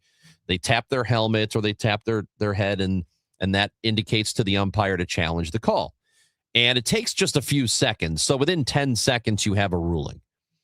And C.B. Buckner has been widely regarded as one of the worst umpires in the game right now. Angel Hernandez had that title for a while. Yeah. A lot of people did not like Joe West. I did not like him as an umpire. He happens to be a really great dude, though. So I like Joe West, but I used to get very upset with him when he was umpiring. But the fact that I know all of their names and could have named them, you shouldn't know an umpire's name. Yeah, tells you how bad it is. Because I'm not a baseball insider, right? And I know C.B. Buckner, Joe West, and Angel Hernandez. So he had a really lousy game the other day and had a couple of calls overturned back to back. Got him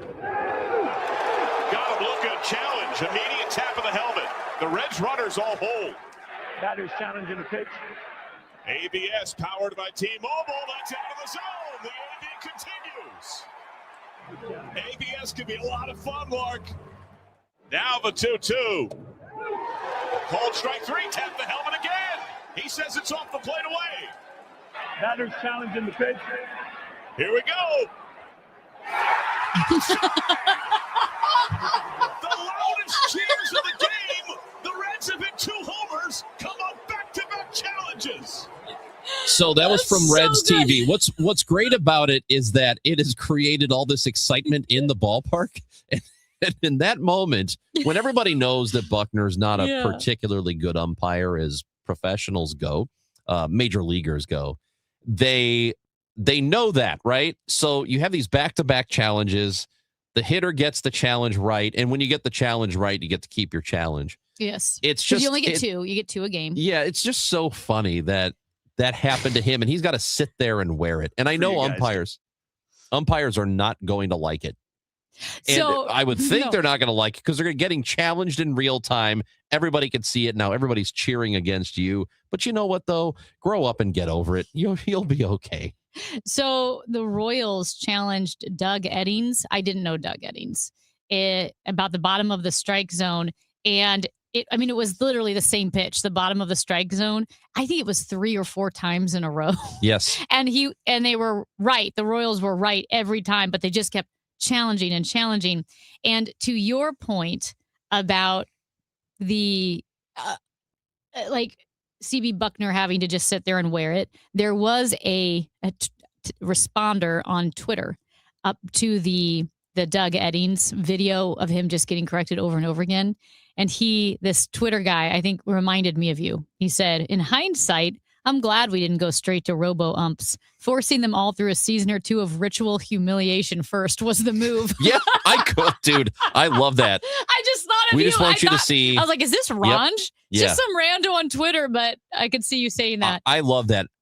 Ultimately, in the end, and I hope baseball goes this direction where the computer system, the ABS system just calls all the pitches. I'm okay with that. I know some people don't like it. You can be in the umpire's ear and tell him ball, strike. Yeah. The home plate umpire. Let's just do it that way. I'm okay if they go that direction. I don't think they will. Another interesting side thing that has happened here with baseball is that players around the league have lost height as a result of the ABS. Yes, I because saw that. all of these players are getting measured head to toe, like specifically measured so they know what their strike zone is. Each player has his own individualized strike zone that is implemented. They all get measured during spring training. Every player, every single player. Shorter.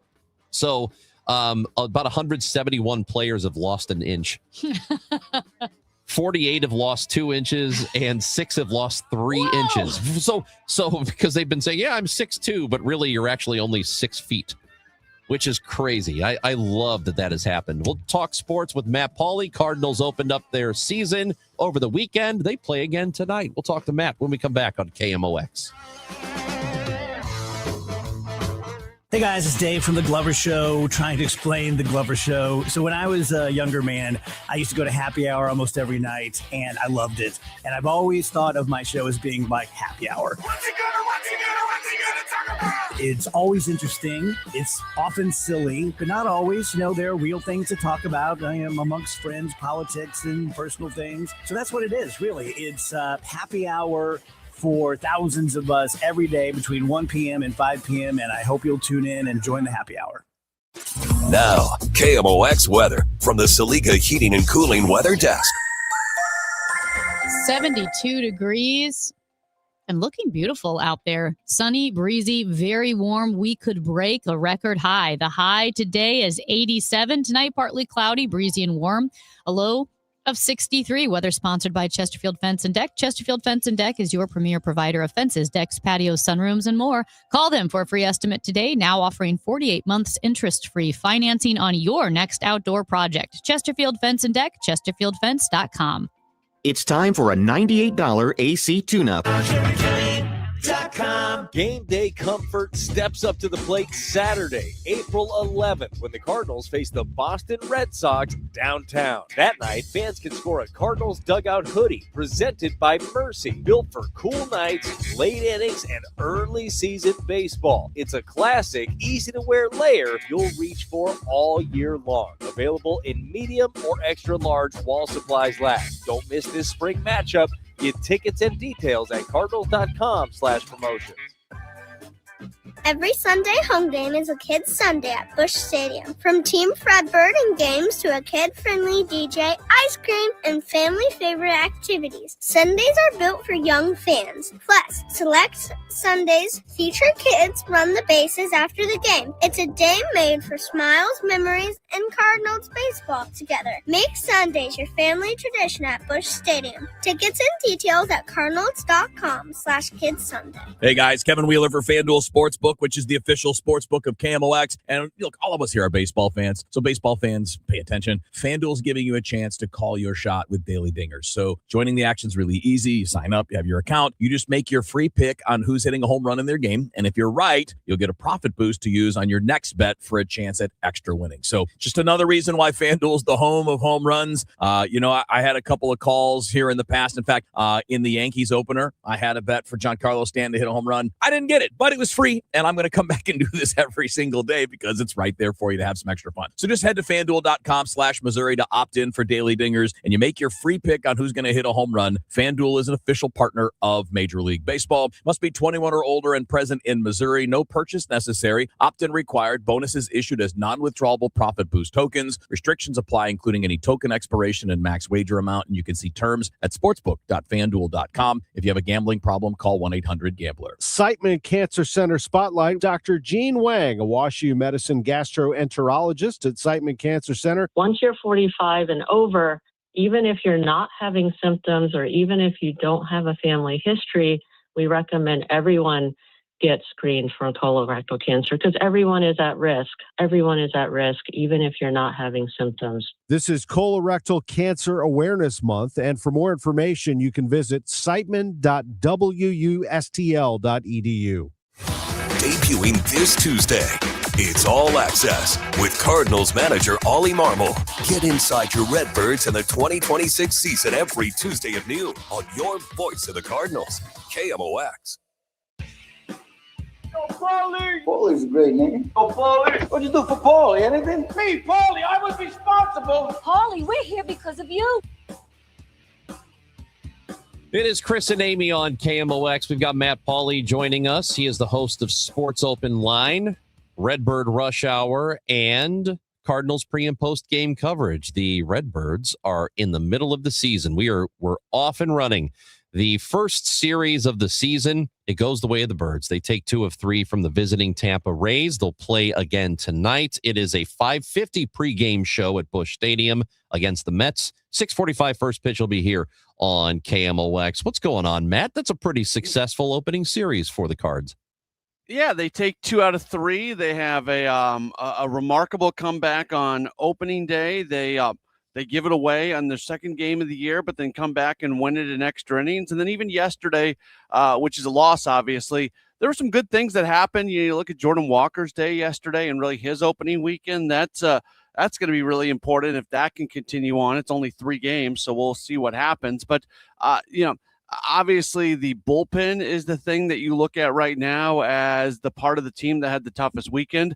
I think that group's going to be okay when all is said and done. So I think the weekend went pretty well for the Cardinals. They didn't have any trouble scoring runs, and I know that was a concern going into the season. It's a small sample size, but it was fun.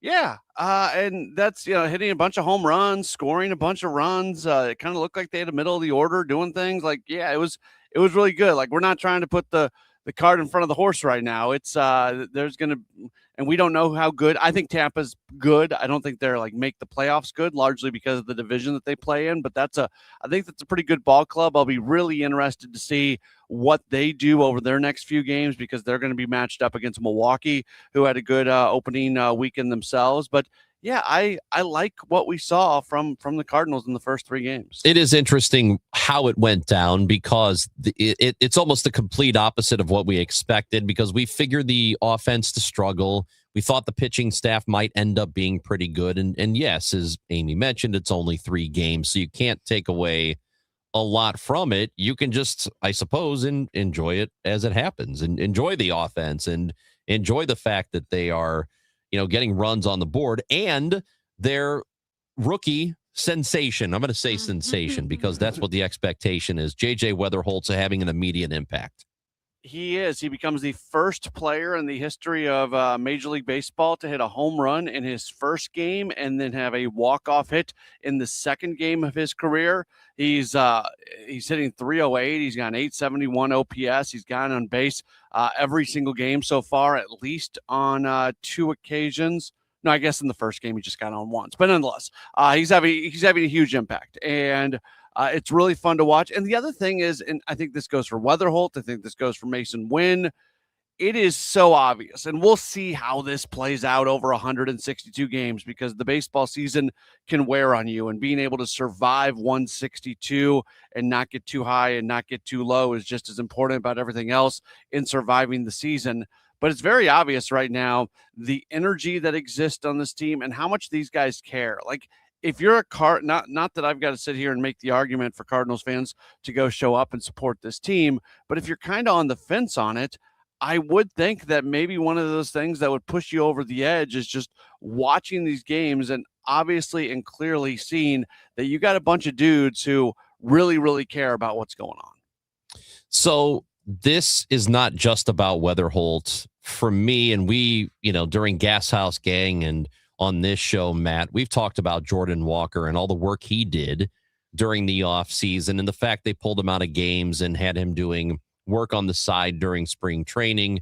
And there was some encouraging signs. We talked to Chaim Bloom on the day of the opener, and he said that he felt encouraged by the last couple of days of Walker's in spring training. And so far, again, it's 3 games, but he's homered. He had 3 hits yesterday. The results are there. It looks a lot better for him. We don't know what it's going to be moving forward, but that's a really good start for somebody, Matt, who really needs a good start. Yes, and some of the things that are happening on those swings are really important as well. He had an exit velocity at 114.9 miles per hour, and unless somebody beat that in games that, in moments yesterday, when that happened yesterday, that was the hardest hit ball in Major League Baseball this season.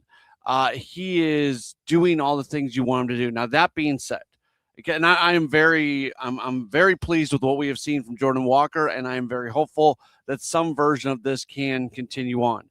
There is nobody who has given us more false hope than Jordan Walker in recent years. So I'm not going to sit here falling all over myself about Walker's opening series. He's going to have to do this a little bit longer for me to feel like it's real, but that's not me saying it's not real. That's just me saying that I need to see a little bit more, and nothing can be real without a start, right? Like you have to have a moment where things start to come together. And maybe this is the time where it starts to come together for Walker. Maybe it's not, and we'll find that out very soon. But if we can just enjoy what was the first 3 games of the season for Jordan Walker, it was really, really good. Well, and Walker was so young, 20 years old, when he debuted with the Cardinals. And he had a strong debut, if I'm correct here, that he did get a first hit in his first at-bat and then had a 12-game hitting streak to start his career. Yeah, and that would give you hope, thinking, man, this young kid has got it. So yes, but at the same time, what was going on there was he wasn't doing the things at the beginning of his career that can be sustained, that are not going to sustain success. There's this false narrative out there that the Cardinals messed with Jordan Walker's swing, and that's why he kind of went into a lull over the last couple of years. If you look at the advanced numbers on the swing, they wanted to mess with his swing. They wanted to change things, but his swing never actually changed. And what happened was Major League Baseball teams are really good and they're really smart, and they found the hole in that swing. So yeah, he had that great hitting streak to start off his career, but what he was doing there was never going to be sustainable because it was something that was easily defeated, basically, that what he was doing, and it needed to change. And we went through basically 2 years of him not changing his swing. Many of the components of the swing remained exactly the same, even though the Cardinals were trying to work with him on some things. Then there'd be moments where something would get a little bit better and then it would revert back. Hopefully, with the work that he did this year at Driveline, the work they did in spring training, hopefully this is actually that moment where things look better. But for the folks listening right now, if you believe that the Cardinals messed up Jordan Walker's swing, like I can sit here and say, no, they didn't, because the swing didn't change. It just so happened that pitchers knew exactly what to do against it.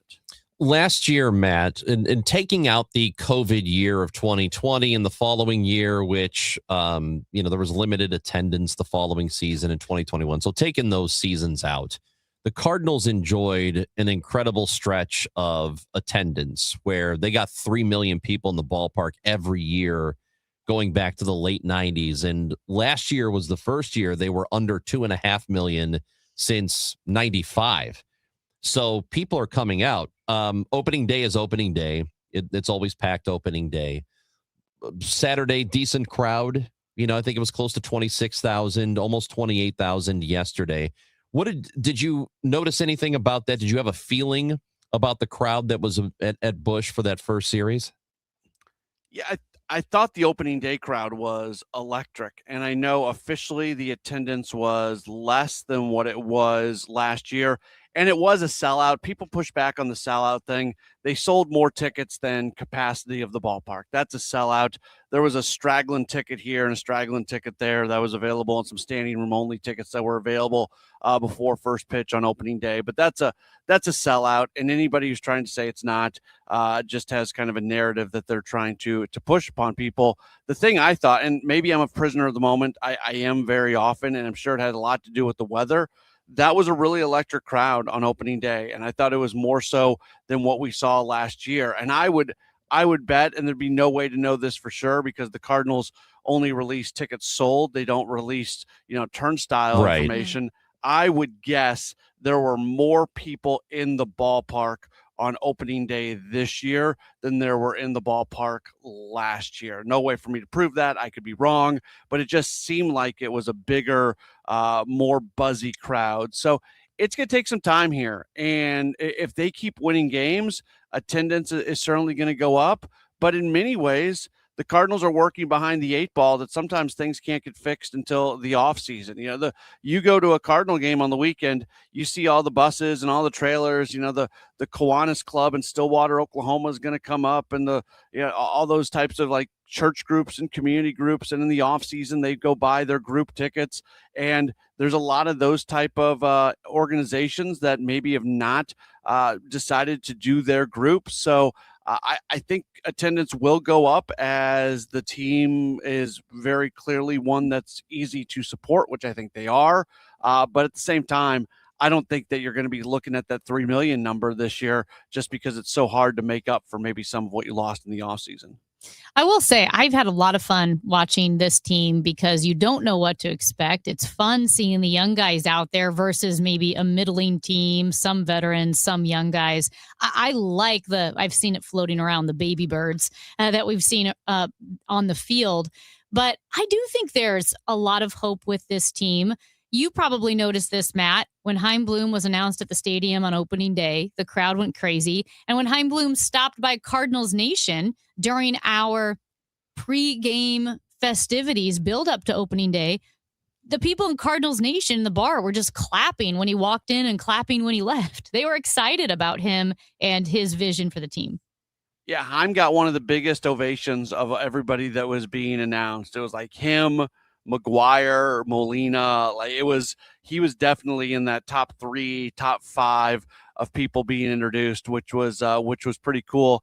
And I think folks with the Cardinals took note of that. I do think that there were people in the organization that were sitting back and just very curious to see what the response was going to be to various individuals. The DeWitts did not get a huge ovation, but I think the classy Cardinals fans certainly there was more applause than not. Same thing for Oliver Marmol.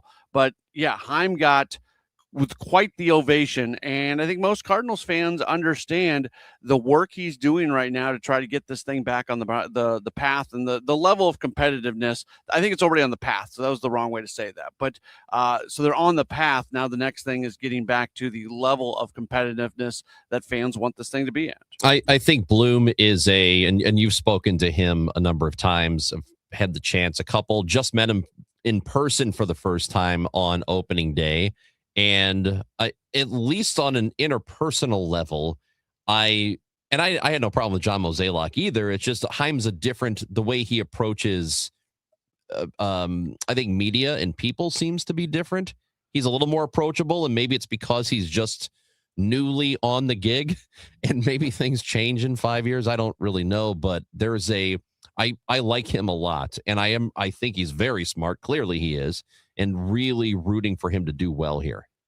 Yeah, I like him a lot personally. And over his first couple years in the organization, when I would see him, we would rarely talk anything about baseball. I would always ask him questions about the move and the family and everything like that. And I just like him personally. I just, as a human being, I enjoy Chaim Bloom and I enjoy having conversations with him. And now he's at a point where the conversations are going to be more based on baseball. But yeah, he's very approachable, if I had a question that I needed answered about the Cardinals right now, I don't think I would have a hard time texting Chaim to ask him that question.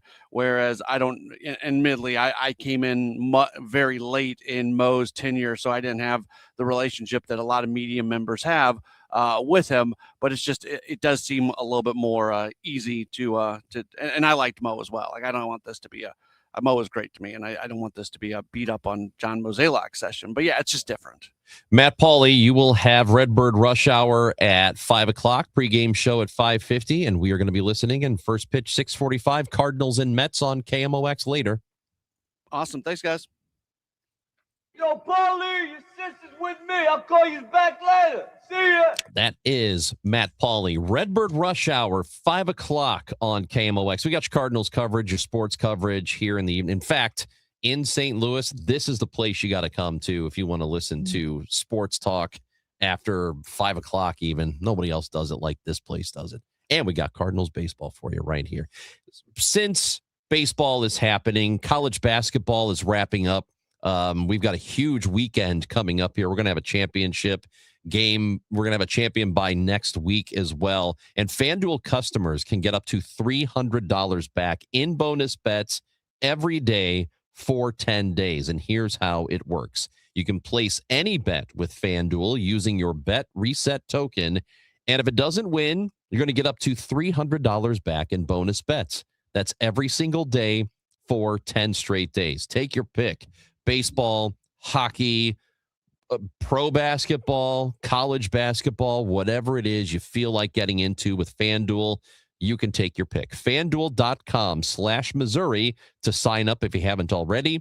FanDuel.com/Missouri. FanDuel, play your game. Must be 21 or over and present in Missouri. Bonus bets are non-withdrawable and expire 7 days after receipt. Tokens are received in increments of 1 per day. Restrictions apply. See terms at sportsbook.fanduel.com. Gambling problem? Call 1-800-GAMBLER. I'm Ultima Morgan. Morgan & Morgan isn't just an injury firm. It's our family's life work. It's my husband. It's my sons. It's me. When we take a case, we see a family just like ours. $30 billion recovered is something I'm proud of. But what I'm really proud of are the families we stood beside. It's an honor to fight for you when you need our support the most. Morgan & Morgan, for the people and your family. The choice of a lawyer is an important decision and should not be based solely upon advertisements. Past results afford no guarantee of future results. Every case is different and must be judged on its own merits. What a beautiful spring. Hi, I'm Tim Gamma from Gamma Tree Experts. When it comes to tree care, don't let a rookie with a chainsaw pinch it for you. Always lead off with the pros from Gamma Tree Experts. Call our team of certified arborists to inspect your valuable trees and shrubs today. Knowledge and quality are hallmarks of our reputation for 60 years. For pruning, fertilization, or removal, call today at 314-725-6159 or visit us at gammatree.com. Your trees deserve the best care. Calling all runners. Register now for the Cardinals 5K on Saturday, April 18th. And you can take a victory lap on the field at Busch Stadium. Don't miss this chance to bring the whole family for a fun St. Louis 5K race that brings fans together to support kids in the community. The Cardinals 5K, Saturday, April 18th. Register now at cardinals.com/5K.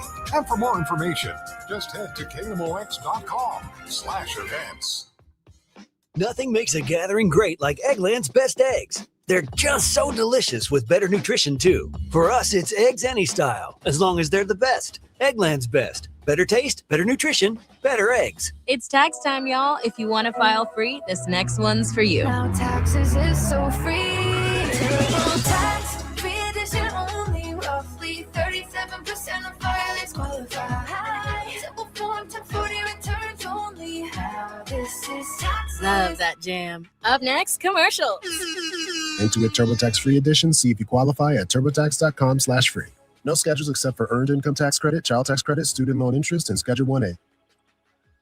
My name is Christine, and I'm a widow. My husband, Ryan, was a healthy 34-year-old, and 3 months later, he was gone. Thankfully, he had life insurance. Ethos made it so easy. You can get a quote in seconds, apply in minutes, and get same-day coverage. 100% online, no medical exam. Life insurance didn't take away the loss, but it did give us the space to just grieve. Get your free quote at ethos.com/protect. Ethos.com/protect. Paid spokesperson. Time spent on application may vary. Online health questions required. For 100 years, KMOX has been a part of St. Louis. Now, those moments live on, preserved, remastered, and ready to be heard again. Discover KMOX from the Archives, a podcast featuring classic audio from a century of service. Sponsored by Overhead Door Company of St. Louis, the genuine, the original. The KMOX from the Archives podcast, available now at KMOX100.com or wherever you get your podcasts. Hey guys, Glover here with my very, very good friend, Dr. Kathy Maupin at BioBalanceHealth.com. If you have reached that certain age and you're just not feeling very well and nothing's working the way it used to work, go see Dr. Kathy. She is not only a medical doctor, she is a patient of this bioidentical hormone replacement therapy. It absolutely works. It's a long-term solution. She is an artist when it comes to helping you with your hormones. BioBalanceHealth.com for Dr. Kathy Maupin. The Chris and Amy Show on 104.1 FM, KMOX.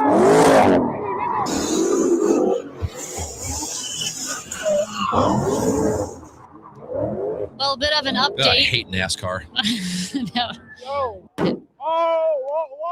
Well, that's not NASCAR. That's I think someone getting shot. I don't hate it. Just can't watch it on TV. But that wasn't NASCAR, you tell me. No, that was the street takeover on 314 Day. Just a little update here that the first person charged in connection with a night of mayhem earlier this month was arrested. So 28-year-old Jerome Marshall of Moline Acres, he was the first guy arrested from the whole street takeover. Moline Acres, that's where I think that's where I voted. The library at Moline Acres. No lines. Good. You know. At any rate, he had a light green Dodge Magnum that was seen in the video spinning in a circle, leaving tire marks in the middle of West Florissant and Harris Avenues near O'Fallon Park in North City. Well, on Friday, officers received a tip that a vehicle matching that exact description was seen in the 1900 block of Adelaide in O'Fallon neighborhood in St. Louis. The officers arrived. They saw the vehicle driving. They pulled it over and they arrested the man.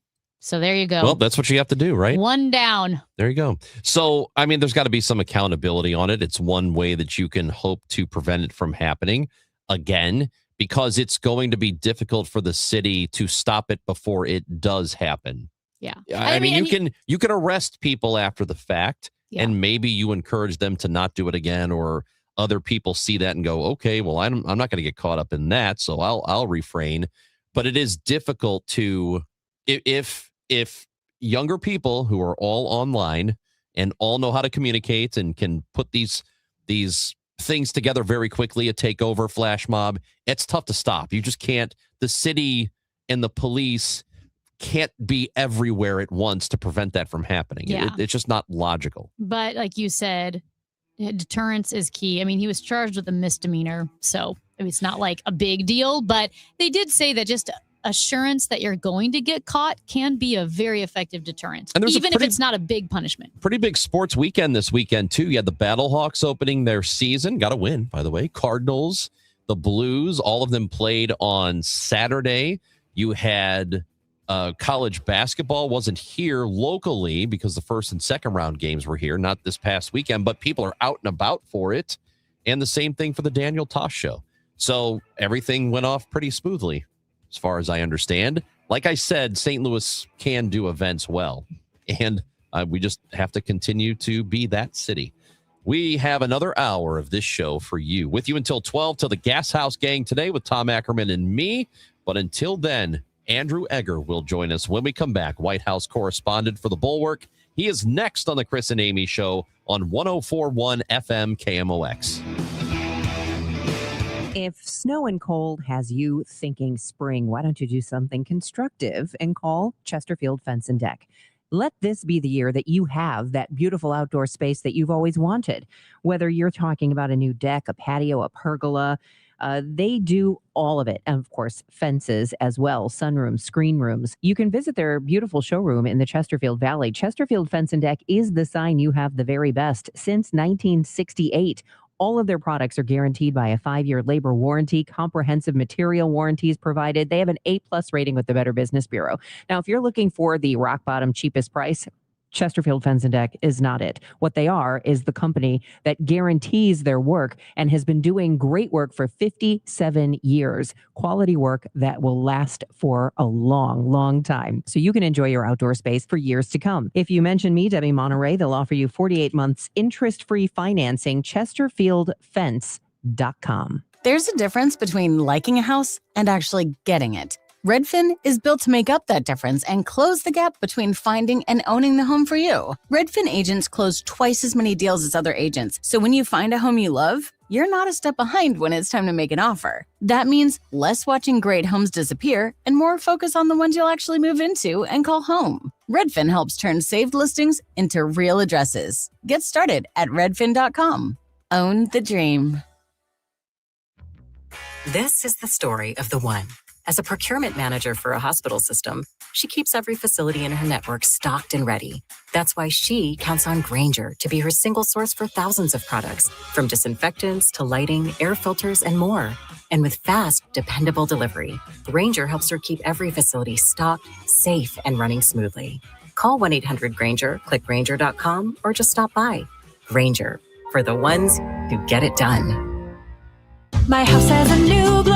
I love my windows. Universal Windows Direct. Hey, it's Dave. Right now, buy 2 windows and get 2 free and 0% financing for 36 months, plus $500 off your project. Call 314-334-2522. Like me, you'll be saying, I love my windows. I love my windows. They've got that brand new home effect.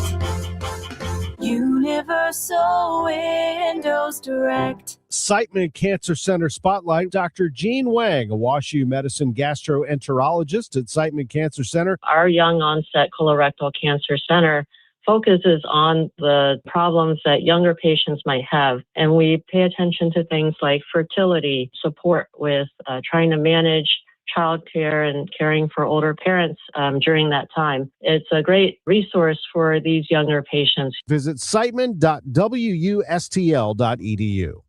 Celebrating 100 years of informing and entertaining. KMOX AM St. Louis, KMOX FM Hazelwood, the voice of St. Louis. It is 11 o'clock. We have mostly sunny skies. It's a breezy morning, 73 degrees in downtown St. Louis. I'm Debbie Monterey. An Amber Alert issued by St. Louis County Police. Maria Kina is live in Afton and joins us with the latest. Debbie, the missing child is a 5-year-old African-American. Her name is Elise Dawson. She's about 2 feet 6 inches tall, weighing 60 pounds, last wearing a Flower Power pink shirt and blue shorts. Now, here's the situation. She was in a car, put in a car by a guardian. Guardian went back in the apartment, which was on New Hampshire, 8900 block. It's an apartment complex. Came back out. The car was gone. The child was gone. A short time later, St. Louis County Police found the car on Matterford in the Matterford apartment complex. But the child was not there. So they have no idea where this child is at this point. What's concerning is they have no picture of her. They do not know if this was a random incident, someone just stealing the car, or if in fact this was someone that was targeting and trying to get the child. Again, they don't know much about the guardian and information is limited, but they're asking anyone who sees this child to immediately call 911.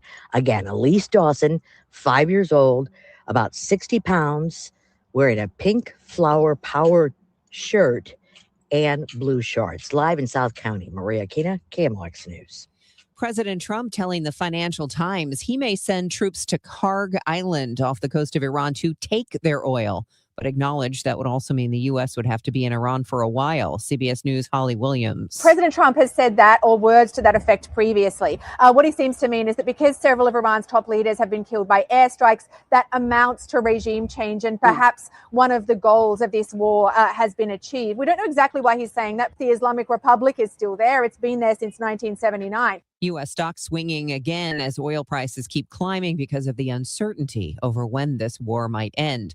Tiger Woods out of jail today after a car crash in Florida. He's charged with DUI, refusing a lawful test, and property damage. He recently teased a possible return to the Masters, but that is now in question. Addressing the escalating suicide rate of veterans and first responders by using alternative treatments is the goal of a bill in the Missouri House and Senate right now. Trying to get $2 million. We're not asking for a lot, but we want to get those trials happening in our state so that at some point we can have the therapies and the medicine in our state. Dina Ladd with the Modern Health Coalition says it would be trials using psilocybin or psychedelics. Trey Warren is a former Top Gun Navy pilot who flew more than 192 missions in Iraq and Afghanistan. He attempted to take his own life 3 times. And out of all that, I was diagnosed with severe post-traumatic stress and treatment-resistant anxiety and depression and alcohol use disorder. Nothing worked for him until he did psilocybin treatment. Before, he said antidepressants and alcohol just masked the problems. Lots of sunshine this afternoon, breezy and quite warm, high 88. That would break the record of 86 set in 1986. Partly cloudy, breezy and warm tonight, those 66. A mix of sun and clouds tomorrow, another breezy, warm, summer-like day, the high 88. From the Saliga Heating and Cooling Weather Desk, I'm AccuWeather meteorologist Joe Lundberg on 104.1 FM KMOX. It's 73 degrees right now in downtown St. Louis. I'm Debbie Monterey, KMOX News. It's time for a $98 AC tune-up. Honey, I found the one. Oh, I thought I was the one. Oh, you are, but this one's certified, background check, shows up on time, and can install all the ceiling fans. Heating, cooling, electrical, and plumbing. Trusted pros who do it right. CheriCounty.com. Chris Ranji, Amy Marks Kors. The Chris and Amy Show on 104.1 FM, KMOX. I am the Eggman. They are the Eggman. Andrew Egger joins us every Monday. He is the White House correspondent for The Bulwark. His Morning Shots newsletter, he's a co-author of that, and you can subscribe to it, and you should. It is very good. Andrew Egger, St. Louisan, joins us now on KMOX. Andrew, what's going on? Hey, Chris and Amy, I'm doing great. Hope you are as well. We are doing fantastic. So I guess the question is, are we going to full-on war with Iran? Are we about to go to an island and take it? What exactly is happening here? Yeah, so we have yet to hear any true commitment from the president or anybody in his administration on this issue. Basically, what we are seeing is just sort of an intensification of the same sorts of headlines we've been seeing for a number of days now. More troops moving into the theater, into the Gulf area in anticipation of a possible ground invasion in Iran. Every report is basically saying, look, the president wants to have options in this space, but he is also now talking in more explicit terms than before about the possibility of, for instance, putting ground troops on Karg Island to try to take over a large portion of Iran's energy production capabilities. It's basically impossible from the chair where I'm sitting right now, or from even what really anybody is getting from White House reporting right now to say, is this pressure on Iran? Is this just the latest attempt to kind of try to break their will to continue fighting and to keep the Strait of Hormuz closed? Or is the president really serious about this? I'm not even 100% sure the president knows what's in his own heart about whether to fully go forward with this or not. I think he is still also hoping that decision will be sort of taken away from him by Iran caving. But the president has already now twice pushed back his own deadline that he had set for Iran to either come to the table or face the consequences. Originally last weekend, that was a 48-hour deadline. He then pushed that to Friday, and on Friday he pushed it to April 6th. So Iran has already kind of stared down a couple of those sort of line in the sand diplomatic deadlines. And so there's a certain amount of pressure building under the president to figure out what the next move is as the strait remains closed. Oil prices remain high and climbing higher, and the global economy braces for more and more of a real shock here. As this war continues, the president obviously is and always has been very aware of optics and how anything reflects on him and his administration. So how much of how he proceeds is, could be determined by public sentiment is getting negative or oil prices are high. And is there an element of Iran that's thinking, man, can we just wait this out until he changes his mind or gets distracted by something else he wants to go after? Well, and it's hard for the president, right? Not only is he the guy where the buck stops just as a general rule, and it would be hard to ultimately lay the blame for a conflict like this at anybody else's feet except the president. But all the more so in this case, where not only has Congress not weighed in, but the president hasn't even asked them to, right? He has not gone to Congress to seek any sort of declaration of war against Iran. He and his aides continue to characterize this as a limited military operation, where Donald Trump really is sort of the first and last word on what America does in Iran right now, toward Iran right now. And if you look at sort of the way that Iran has played all of this, it is very clear that is what they're counting on, right? That ultimately Donald Trump is not in any kind of mood to remain snarled over there for months and months on end. That even the second the bombs started to fall and the missiles started to land on Iranian targets on February 28th, the president was already basically trying to sort of get out ahead of the message, saying this is not going to be like one of those long entanglements like we had in the 2000s and even in the 2010s. We're going to be in, we're going to be out, we're going to achieve our objectives, and we're going to go home. So basically what Iran has to do is to keep ratcheting up the global pain by keeping the Strait of Hormuz closed, keep snarling economic markets in that way, and putting a lot of upward pressure on energy prices, potentially getting us into real energy shock territory, and basically just sort of dare Donald Trump to withstand that, to take that on the chin, and keep pushing forward. And then obviously the one thing that's complicating this is that we still, even weeks and weeks into this war, don't have a real full picture of what victory looks like for the president. And in one sense, that plays sort of politically to his benefit, because it's not as though he has promised some real concrete aim. It's not as though he has promised to topple the Iranian regime, for instance, in a real kind of permanent way. He has said that would be nice. A lot of people who aren't him have said that would be nice. But he has not said, we're absolutely going to stick around here until we've accomplished that. And in fact, he's sort of started to inch away from that a little bit. He said in recent days that, well, if you really think about it, we kind of already have achieved regime change. We got the people who were currently in power. Most of them have been killed, and we think we're going to have better luck negotiating with the next set.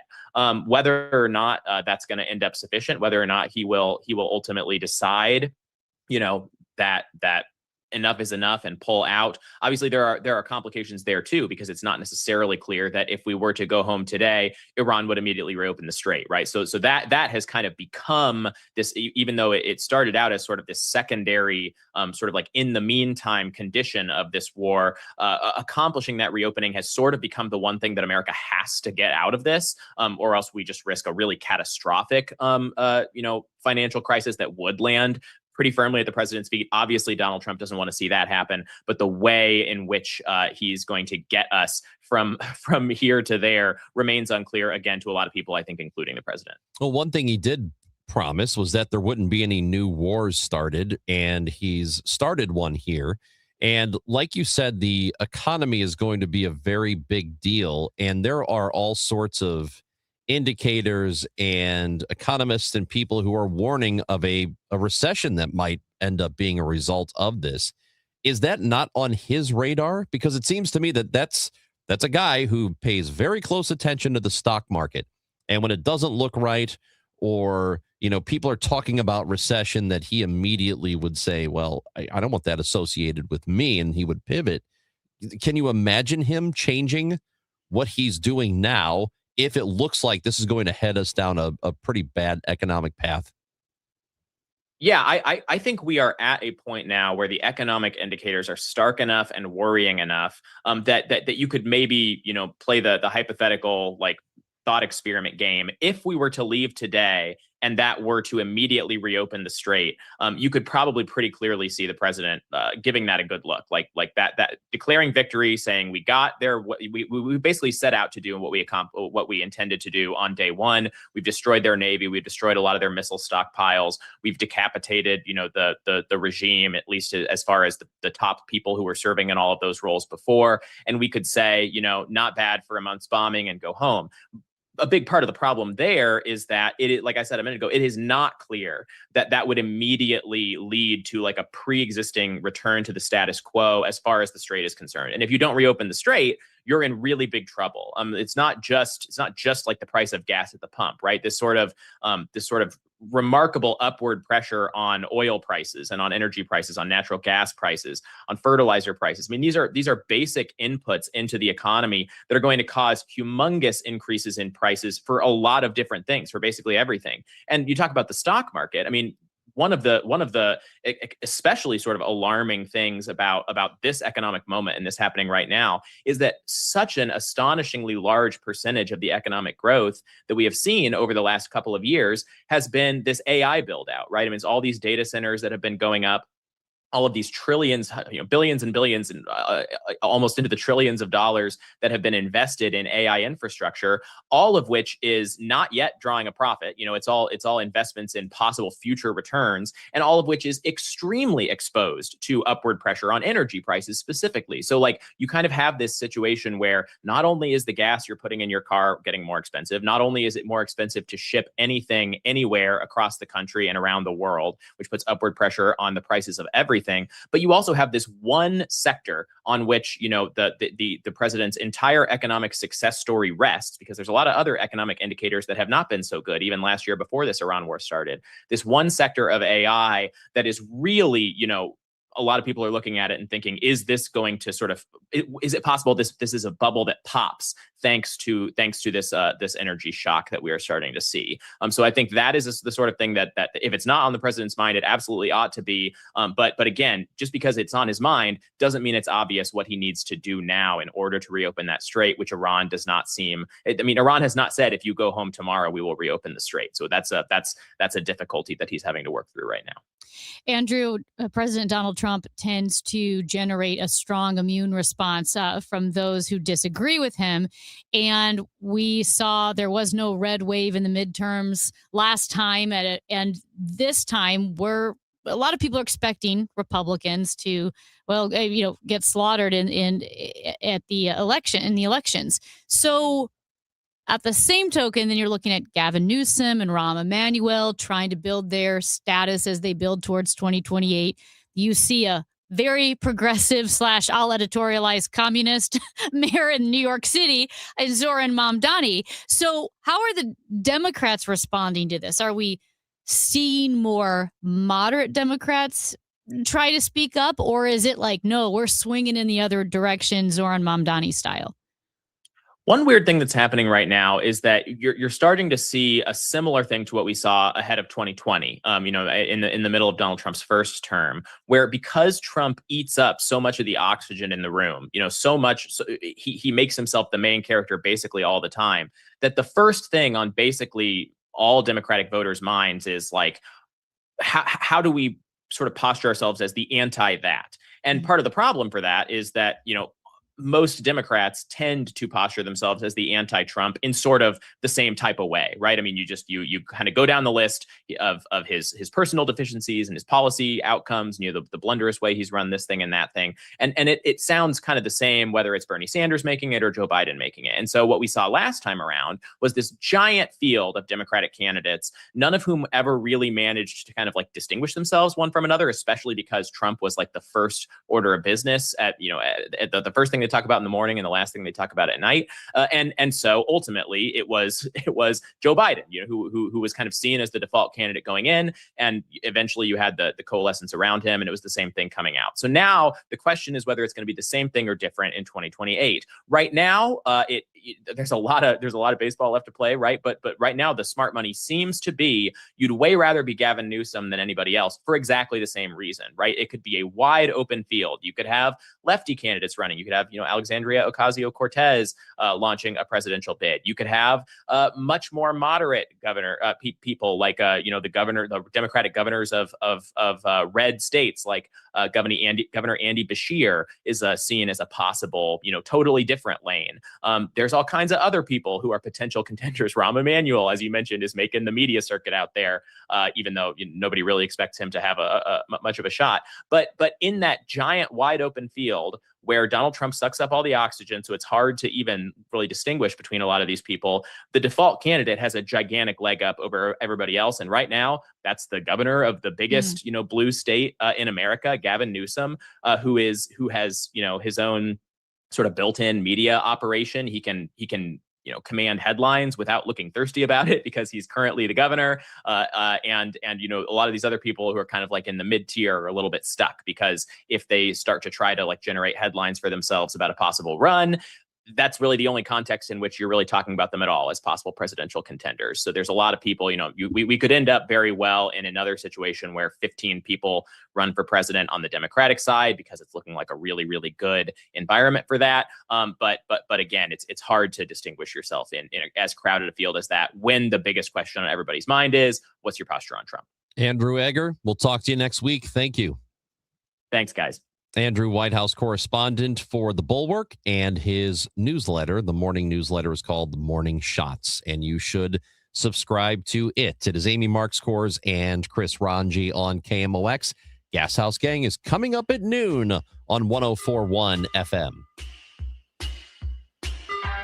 Hey guys, Glover here with my friend Stewie from Stewart's American Mortgage Corporation. Stewie, I think this is going to be a strange season for real estate. Just kind of feel it in my gut. What can people do apropos of their mortgage to put themselves in a better position to get that house? You know what, Dave, that's a great question. There's a bidding wars that are going to happen this spring. You want to get the house. This is how you're going to make things better. Number one, we give you the power of the pre-approval letter. That means you can go into our portal and generate the letter and edit it for any amount you want up to the amount you're approved without chasing the loan officer. Number two, the bagel loan, no closing costs, no title fees, no lender fees, no appraisal fees. It's a bagel. Bagel looks like a zero, easy to remember. Add that money you would normally pay onto your bid and beat the other offers out. And you know what? The third thing is we can close fast. 10 days. They're going to look away at the other offers because most lenders take as much as 30 days to get done. You can call or text Stewie at his personal cell phone, 314-324-4440, or you can Google the bagel loan, NMLS 226715. I was ordering food for the office from the same few places for too long. For workplaces suffering with office food fatigue, every day's a struggle. Before starting Easy Cater, I assumed having no good vegan options for Carl in finance was normal. Easy Cater is designed to treat OFF with a huge variety of favorite restaurants, plus tools to help you meet dietary needs and stay on budget. Used daily, one platform lets you save time and shine. Ask your app store about Easy Cater or start an order at easycater.com. There's a difference between liking a house and actually getting it. Redfin is built to make up that difference and close the gap between finding and owning the home for you. Redfin agents close twice as many deals as other agents, so when you find a home you love, you're not a step behind when it's time to make an offer. That means less watching great homes disappear and more focus on the ones you'll actually move into and call home. Redfin helps turn saved listings into real addresses. Get started at redfin.com. Own the dream. Why do the national tax resolution firms need the tiny fine print at the bottom of all their TV ads? Hi, this is Lance Story with the Lance Story Law Firm. You don't hear fast-talking disclaimers in our ads because the claims we make are 100% transparent. The Lance Story Law Firm primarily focuses on one thing, IRS problems, and we're regulated by the Bar Association, and we have a AAA rating with the Better Business Bureau. IRS issues are serious legal issues. The Lance Story Law Firm has helped thousands of clients navigate the best resolution plans, and we tell you up front exactly how much it'll cost. Tax resolution law is all we do. So before you send money to some out-of-town, high-pressure salesperson, give us a call at the Lance Story Law Firm, located right here in St. Louis. Call today to schedule your free consultation with me, 314-260-6120, or visit LanceDruryLaw.com. The choice of a lawyer is an important decision and should not be based solely upon advertisements. Don't miss Mosby Building Arts Home Improvement Shows Saturdays from 11 a.m. to 1 p.m. on KMOX. One of the last call-in shows where you can get live answers to your remodeling, design, and construction questions. Tune in Saturdays at 11 a.m. A lot of people are getting their air conditioners tuned up and ready to go for the summer, and we're getting a lot of calls of people saying they want a second opinion, to have us come out and requesting us to come out there and take a look at their air conditioners. They've been told that they need a new one, and the repair is quite costly, and might be best for them to replace the air conditioner and then repair it. If you're in that situation, please give me a call, because there is truly some opportunities here for you that we could save you lots of money, because I'm sure you're going to be shocked. We have the equipment that still works best for you with your budget. It's pretty much the best. Is what I would put in my home, is what I would recommend. Give me a call. It's Bart Inman. One easy number, the easiest number in Missouri and Illinois. That is 314-293-2600. Or the online thing, and that is bartinman.com. That's Bart with a B, Inman with an I.com. God bless. Yesterday, today, and tomorrow. KMOX, the voice of St. Louis.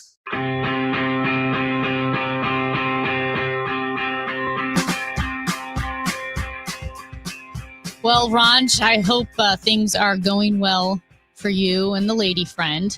But if things start to get a little bumpy, don't turn to AI.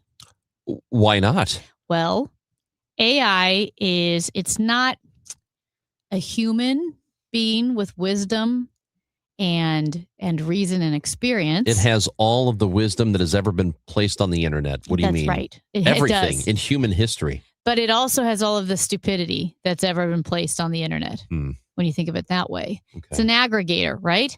So what they found is that like ChatGPT was scouring Reddit for relationship advice. And that's how ChatGPT was getting a lot of its information for how to handle relationship questions. And what they found is that over 50%, over 50% of the time, ChatGPT is telling you to just break it off, because of 50% of all the relationship advice on Reddit is leave. That's 15 years of data and 52 million comments, and the trend only and always goes in one direction, and that is get out. Well, it's not bad advice. Isn't that sort of in line with the divorce rate? It's almost 50%, right? It is. I think it's right at 50%. So a researcher did, but this is not just marriage. This is any relationship advice or any relationships. And a researcher did filter the relationship advice comments down to 1.16 million quality comments and tracked what people actually recommend. In 2010, of all the quality comments, leave was 30% of the time, only 30%. But by 2025, the quality comments approached 50%. The advice to try communicating with your significant other, like maybe you should communicate like and talk it out and see what's going on, dropped from 22% to 14%. Oh.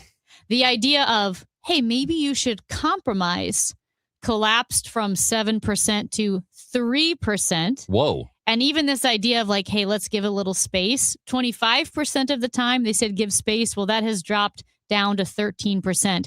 And they said basically every category that required patience at all lost ground every single year. So we're not giving ground in politics and now in relationships. We're expanding it to relationships. We're just not going to compromise on anything. All joking aside, you see that though, don't you? That people, it's just everything is a non-negotiable or a human rights issue, or, you know, I could never even be friends with someone. They were doing polls for college students saying, could you room with someone from a different political party? Yeah. And they were saying, no, I could never do that. That's bizarre. You didn't even think about that when you went to Illinois State, did you? Did you say, oh, no, what if my roommate's a Republican? Politics wasn't on the radar back then, but it was, I mean, I knew what was going on, and I was going to college during the Clinton scandal. So it was just a joke to everybody. Yeah. But I think that, I think for some people, when it comes to politics, our politics that we were arguing about in the 90s was the most mundane stuff. Yeah. It just wasn't like it is now, where everything is a very big deal. So I almost, in some respects, I guess, depending on what your friends' political views are, if they're just absolutely insane, then I could see. But you have friends, though. You've got friends that have insane opinions, and so do and I. I'll be honest with you, like, we don't talk as much as we used to. Because I feel like some of them, not all of them, but some. I interact with certain people every day that I would say you're a literal communist. Like they're insane. But either A, we're not talking politics all the time, which we don't, or they talk politics and I bite my tongue, which I do a lot. Because you know what? I like the person. And you have to know your friends. Some friends do not handle ideological or political conflict at all. I made the mistake one time of saying something nice about Todd Akin because I knew Todd Akin and his family personally. And we all know what happened with Todd Akin. But I made the mistake of saying, because I grew up with him, or with his kids, right? So I knew him. And my friend got up from the table, was so offended that I could even say something possibly nice. And I said, I don't know what you want me to tell you. I grew up, right? That is, if her, one of her phrases, lived experience. That's my lived experience. I'm not saying I agree with everything he said politically, but what I'm telling you is he was always very respectful and blah, blah, blah. And she just had no use for it and got up from the table. And I feel like that is not productive or helpful. Yeah. And do we, just so people know what the Akin thing was, because that was a while ago. It was 14 years ago. He used the phrase legitimate rape, talking about how often pregnancy happens from rape. Yeah. It was horrible advice because it's like he was repeating words that someone told him to say. It was terrible. To this day, I don't understand why he said it. And you could say, because he's a terrible person. I'm telling you, he wasn't a terrible person. I knew him. I think he got terrible advice. It was a massive, massive blunder that deeply hurt the Republican Party. I think Barack Obama's percentage points jumped, right after that. And at any rate, Claire McCaskill wanted Todd Akin to win the primary. I think she was one of the first to help support. I don't know, not give money, but basically help ensure that Todd Akin won the primary because she knew she could beat Todd Akin. Remember how we were talking about this in 2020 when some of the Democrats were giving money to the insane MAGA people because they knew that those insane MAGA people, would lose. Yeah, and how that's a dangerous game to play. Yeah. That's kind of what happened with Todd Akin because Claire McCaskill knew she could beat him, and she did.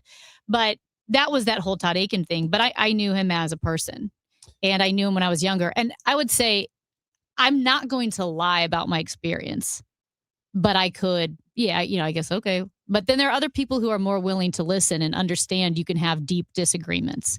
Because I have deep disagreements with a lot of people. You and I have deep disagreements. Sometimes I've already blocked your phone number, though. But that's the thing. We don't get on. I will say this.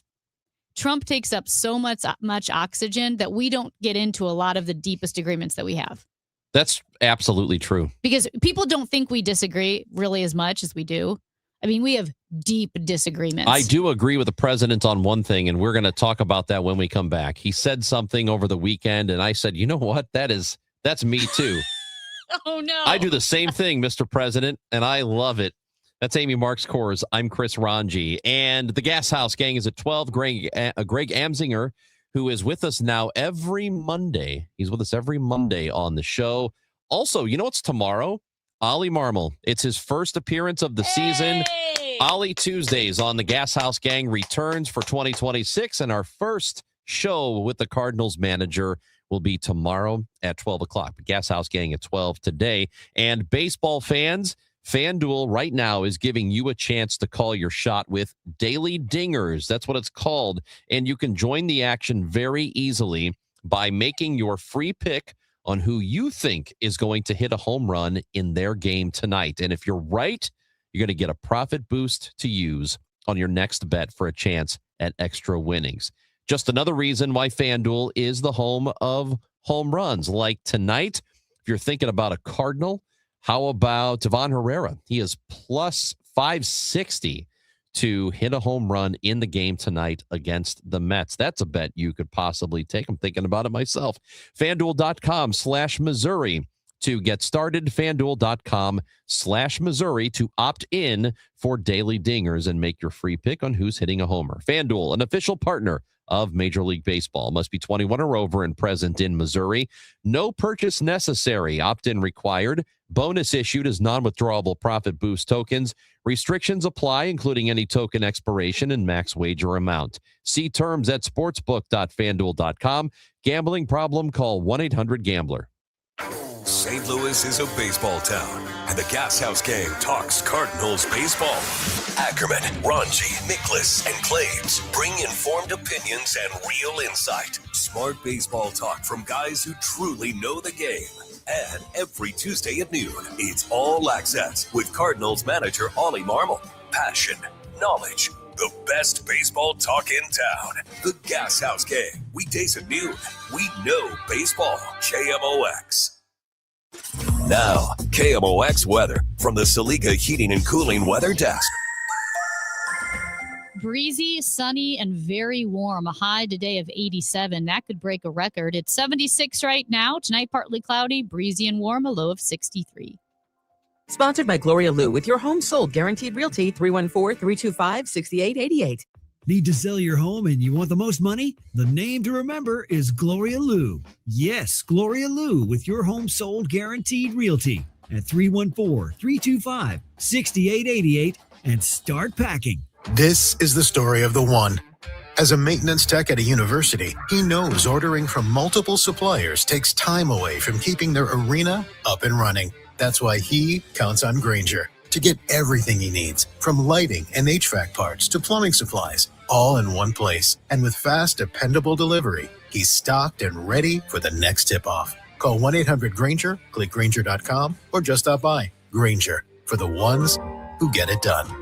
You know, here in St. Louis, word of mouth still matters, and I'm pretty careful about who I recommend, especially when it comes to something as personal as estate planning. I'm Tom Ackerman. My family has been working with the Laderman Law Firm for over 20 years now, and the reason is simple. They don't just create documents and send you on your way. They help make sure your plan works. Because let's be honest, life changes. Family needs and circumstances change. Laws change. But most estate plans don't change over time as needs, circumstances, and laws change. They're outdated, sitting in a drawer. People assume they're fine, and their plan will work when they need it to work. At the Laderman Law Firm, it's not a one-time transaction. It's an ongoing process. They build a plan to protect your family and your assets, and then for a fixed annual fee, they help keep it up to date as both your life and assets change. Check out the Laderman Law Firm at ladermanlaw.com or give them a call at 314-514-9100. The choice of a lawyer is an important decision and should not be based solely on advertisements. Looking for a career change? Well, the Gelman team with eXp Realty is hiring. Their unmatched blueprint to success, real support, and proven systems help agents take their business to the next level. Level up your future and earning potential. Take the first step at thegelmanteam.com. This is Congressman Bob Onder. Tax season is here, and Missouri families are already seeing the real impact of the Working Families Tax Cut Act. House Republicans are delivering real results for hardworking Missourians. According to the Council of Economic Advisors, the bill is projected to raise wages in Missouri by about $3,000 to $6,000 over the next 4 years. That's more money for groceries, gas, and greater security for your family's future. In Congress, I'm working to protect working families, strengthen our economy, and ensure you are keeping more of your hard-earned money. Paid for by official funds authorized by the House of Representatives. Tonight, the Cards, the Mets. Cameron Total Access 550. First pitch 645. Cardinals Radio. 104.1 FM KMOX. We were talking about AI and Reddit and how increasingly ChatGPT and obviously Reddit threads are telling people more than half the time to just break up with their significant other if things aren't going wrong, or as Ranj would put it, if she's a problem. Which she could be a problem. We need to acknowledge that she might just be a problem. Well, maybe, or he could be a problem. But the categories that lost percentages of advice, like, yes, do this. Every category that required patience like communication or compromise, all of those categories dropped significantly in the advice that was given. And they even filtered down quality advice and said, okay, we won't take all 52 million comments. We'll just take the top 1.6 million comments, the real quality ones. And in 2010, 30% of the time they said break up. In 2025, 50%. So we talked about, do you have friends, good friends, significant others, family members with whom you deeply disagree? And I said, yeah, I do. I'm sitting across from one right now. I mean, I want to pull my hair out sometimes, but like I said, Trump sucks up all the oxygen. Why would you pull your hair out over being wrong? I think it's what you do. Oh. Yeah. I see. Like rending your clothes. I don't know what rend is. That grabbing it and going, twisting it? At any rate, we had a 618 says, I'm Catholic, practicing, take it seriously. 5 out of the last 5 girls I've gone on dates with, things have ended because my values were a no-go. It was their decision. I actively avoid talking religion and politics early on in dating. I'm not saying this to whine about it. I'm just commenting on the landscape.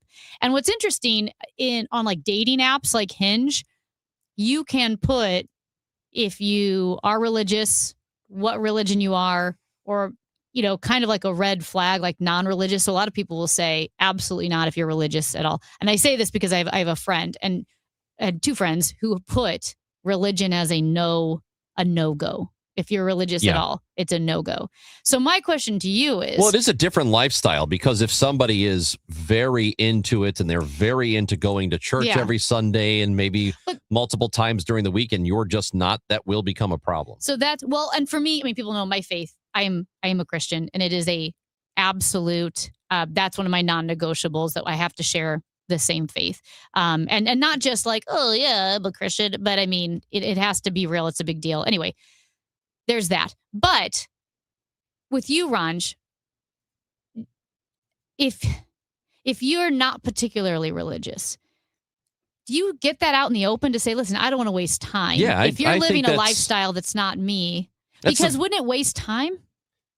Of course it does. I had one end over it because I'm not a religious person. I can't envision that I'm going to be in the future. And there was somebody that we dated for a while. Mm-hmm. And then at first it didn't seem like an issue for her. And then it was, if we ever go down this path, you're going to have to. And I was like, you knew this about me ahead of time. I just don't know why this has become a thing. So I did have one end over that.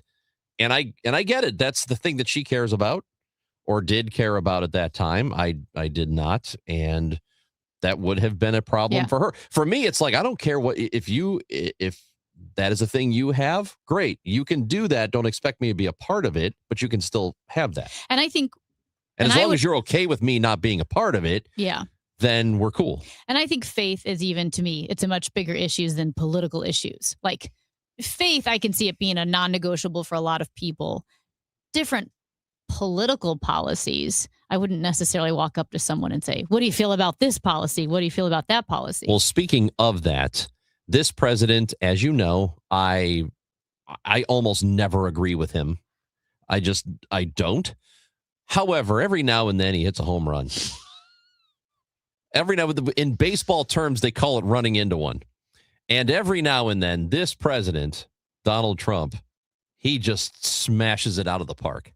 I've watched a lot of people, leaders, great leaders. And, the one thing about sports is you break it down into, a 2-hour period, something nice. You don't have to wait a lifetime to find out if somebody a winner or a loser. You got a lot of losers, mostly losers, fortunately.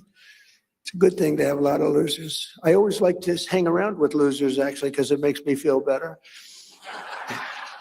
I hate guys that are very, very successful, and you have to listen to their success stories. I like people that like to listen to my success.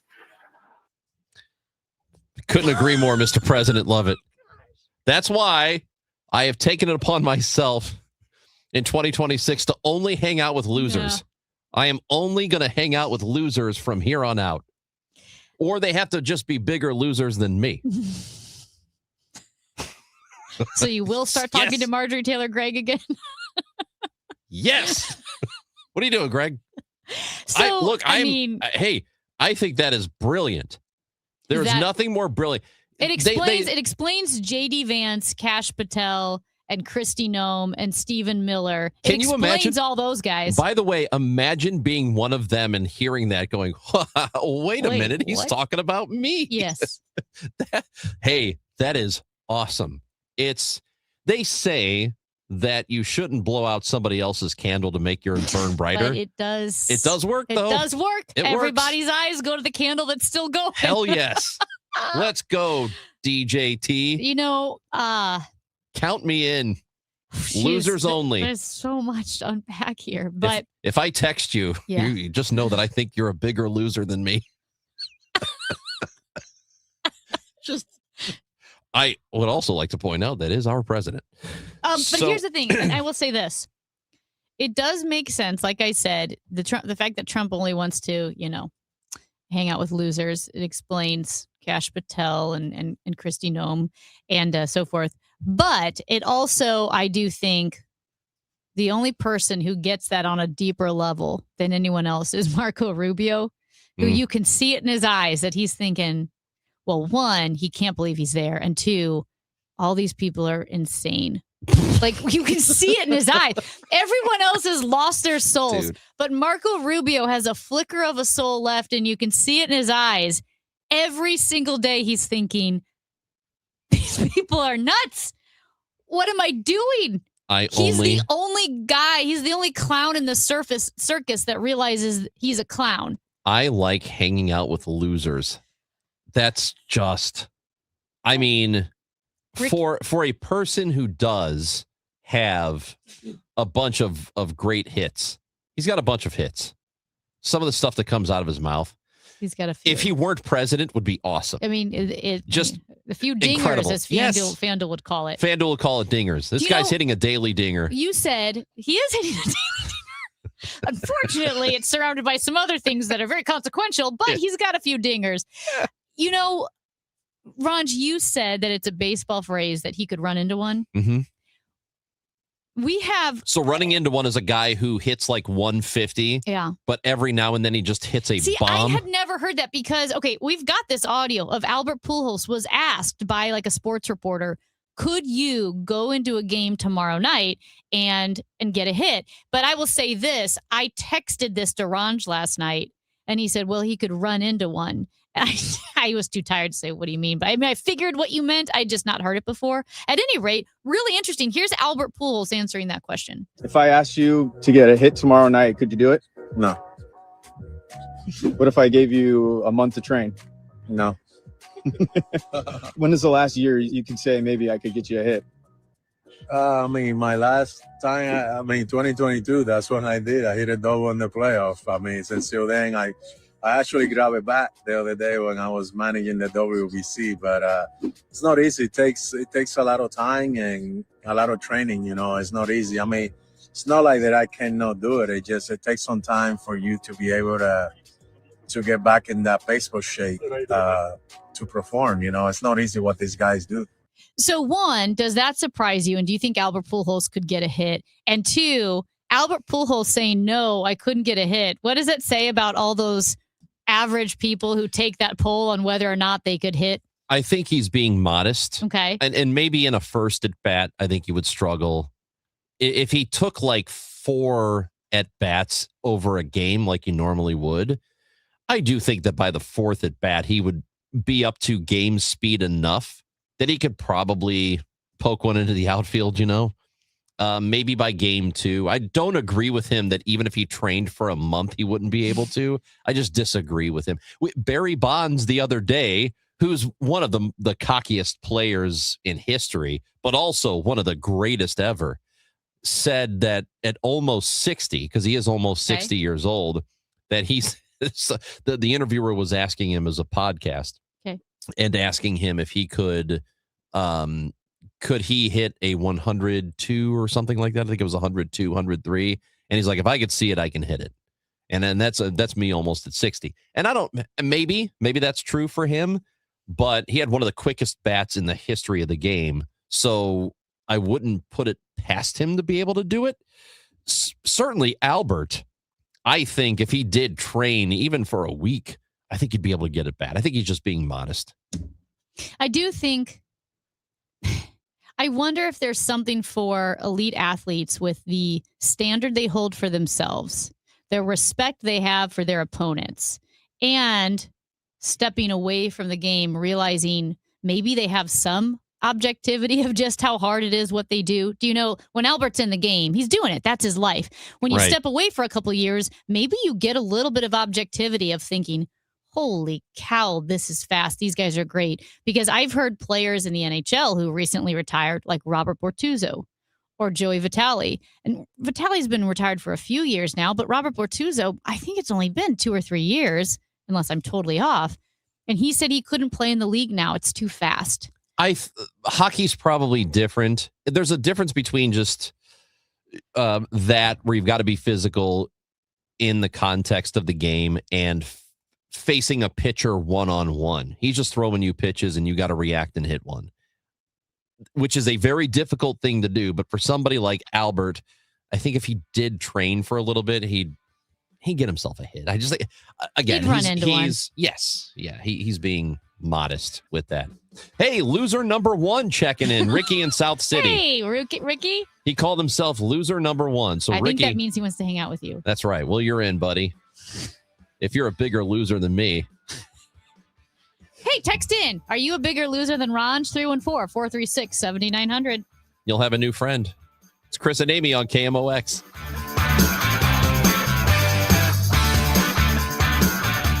What a beautiful spring. Hi, I'm Tim Gamma from Gamma Tree Experts. When it comes to tree care, don't let a rookie with a chainsaw pinch it for you. Always lead off with the pros from Gamma Tree Experts. Call our team of certified arborists to inspect your valuable trees and shrubs today. Knowledge and quality are hallmarks of our reputation for 60 years. For pruning, fertilization, or removal, call today at 314-725-6159 or visit us at gammatree.com. Your trees deserve the best care. Game day comfort steps up to the plate Saturday, April 11th, when the Cardinals face the Boston Red Sox downtown. That night, fans can score a Cardinals dugout hoodie presented by Mercy, built for cool nights, late innings, and early season baseball. It's a classic, easy-to-wear layer you'll reach for all year long. Available in medium or extra large while supplies last. Don't miss this spring matchup.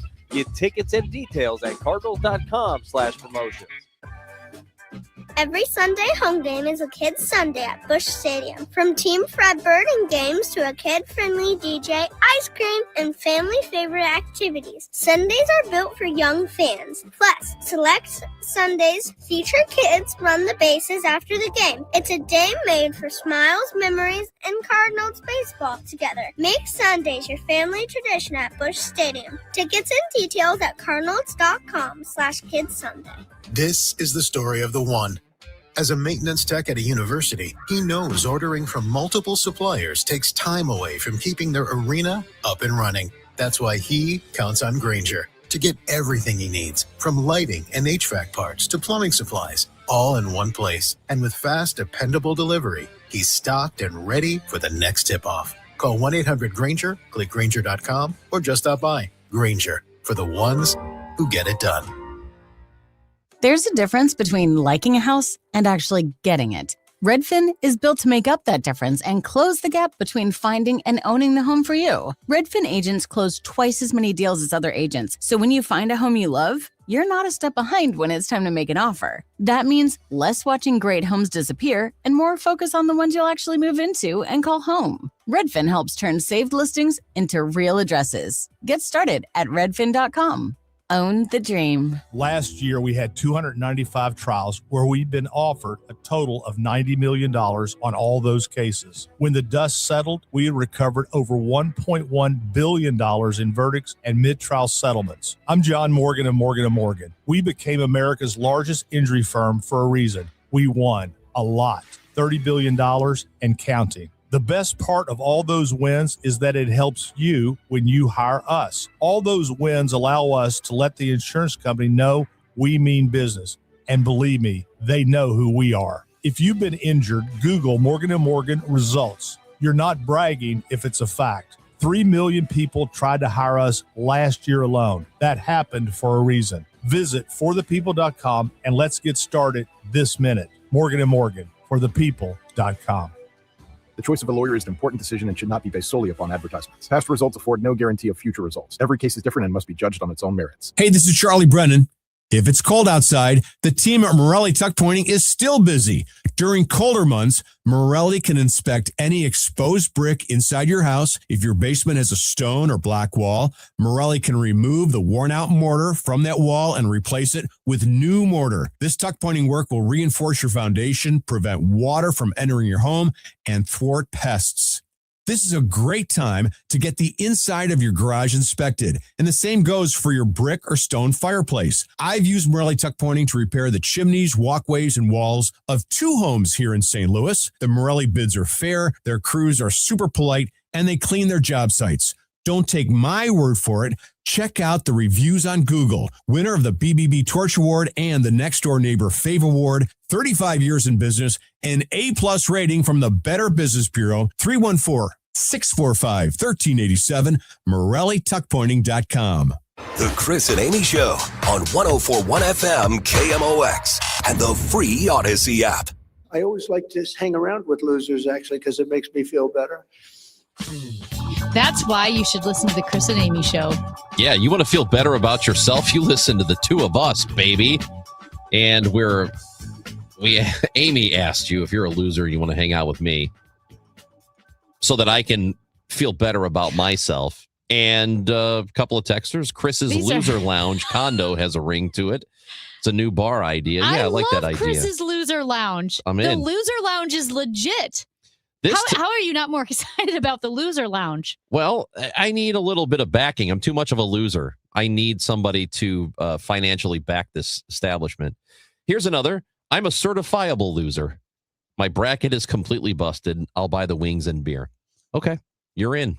You're in my Loser Lounge. We also, I asked you to text in at 314-436-7900. Are you a bigger loser than Ranj? And a 314 says, Chris, I don't think anybody can beat you at that. I don't think that's very nice. Just teasing. You know I love you. That's not very nice. Is that your lady friend, do you think? It's got to be. You know the texter that said earlier they were Catholic and that has been a problem in the last 5 relationships that he has started. 5 dates. 5 dates that he has started. Yeah, a few dates. Well, he follows up by saying, maybe it was because I put ranch on my spaghetti. Oh my gosh, you should have led with that. That's 100% why. And remember this conversation we had last week? Catholicism. And it was... Oh, actually, it's because we were at dinner and I asked for ranch dressing. That's like saying, yeah, she thought I was weird and it's happened the last few times. I think it's because I'm a Christian. Or maybe it was because I didn't have pants on. It's probably the pants. It's probably the pants. If you haven't voted yet in our Barch Madness tournament as we try to find the best bar in St. Louis, according to you, this is your opportunity at Chris Amy KMOX on Twitter. You need to go there and follow us and then vote. And we are in our Inebriate. The matchup of McGurk's versus Helen Fitzgerald's. That's the finale in the Eberhard Anheuser region. Mm-hmm. So McGurk's the 1 seed takes on the 7 seed Helen Fitzgerald's. In the Adolphus Busch region, it is the number 5 seed Humphreys is making quite a run. They face Milo's on the Hill, the 3 seed. So Humphreys versus Milo's. Then in the William J. Lemp region, it is the top seed Amsterdam Tavern taking on Tam Ave. Tam Ave on Tam Avenue. That is the 11 seed Tam. They are on a hell of a run. They were dramatically underseeded in this tournament. And in the Anton Griesedick region, it is Obie Clark's, a 1 seed, now facing Broadway Oyster Bar. That, to me, that is a heavyweight battle. Those 2 teams going head to head. And we need you to vote. The only place to vote is at Chris Amy KMOX on Twitter. Any other links on Instagram or Facebook will take you to our Twitter poll. And we need you to vote. There are only 2 days left for you to vote. This is a big deal. And if you guys mess this up, your fault. There's no one to blame but yourselves. Really. That is right.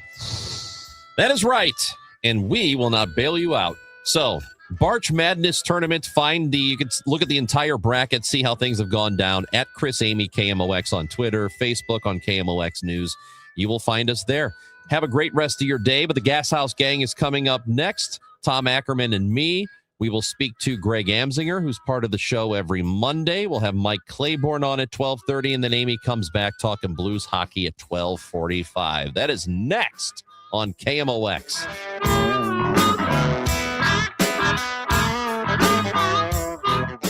I'm a certifiable loser. Time now for today's Spotlight on Money, sponsored by Ethos.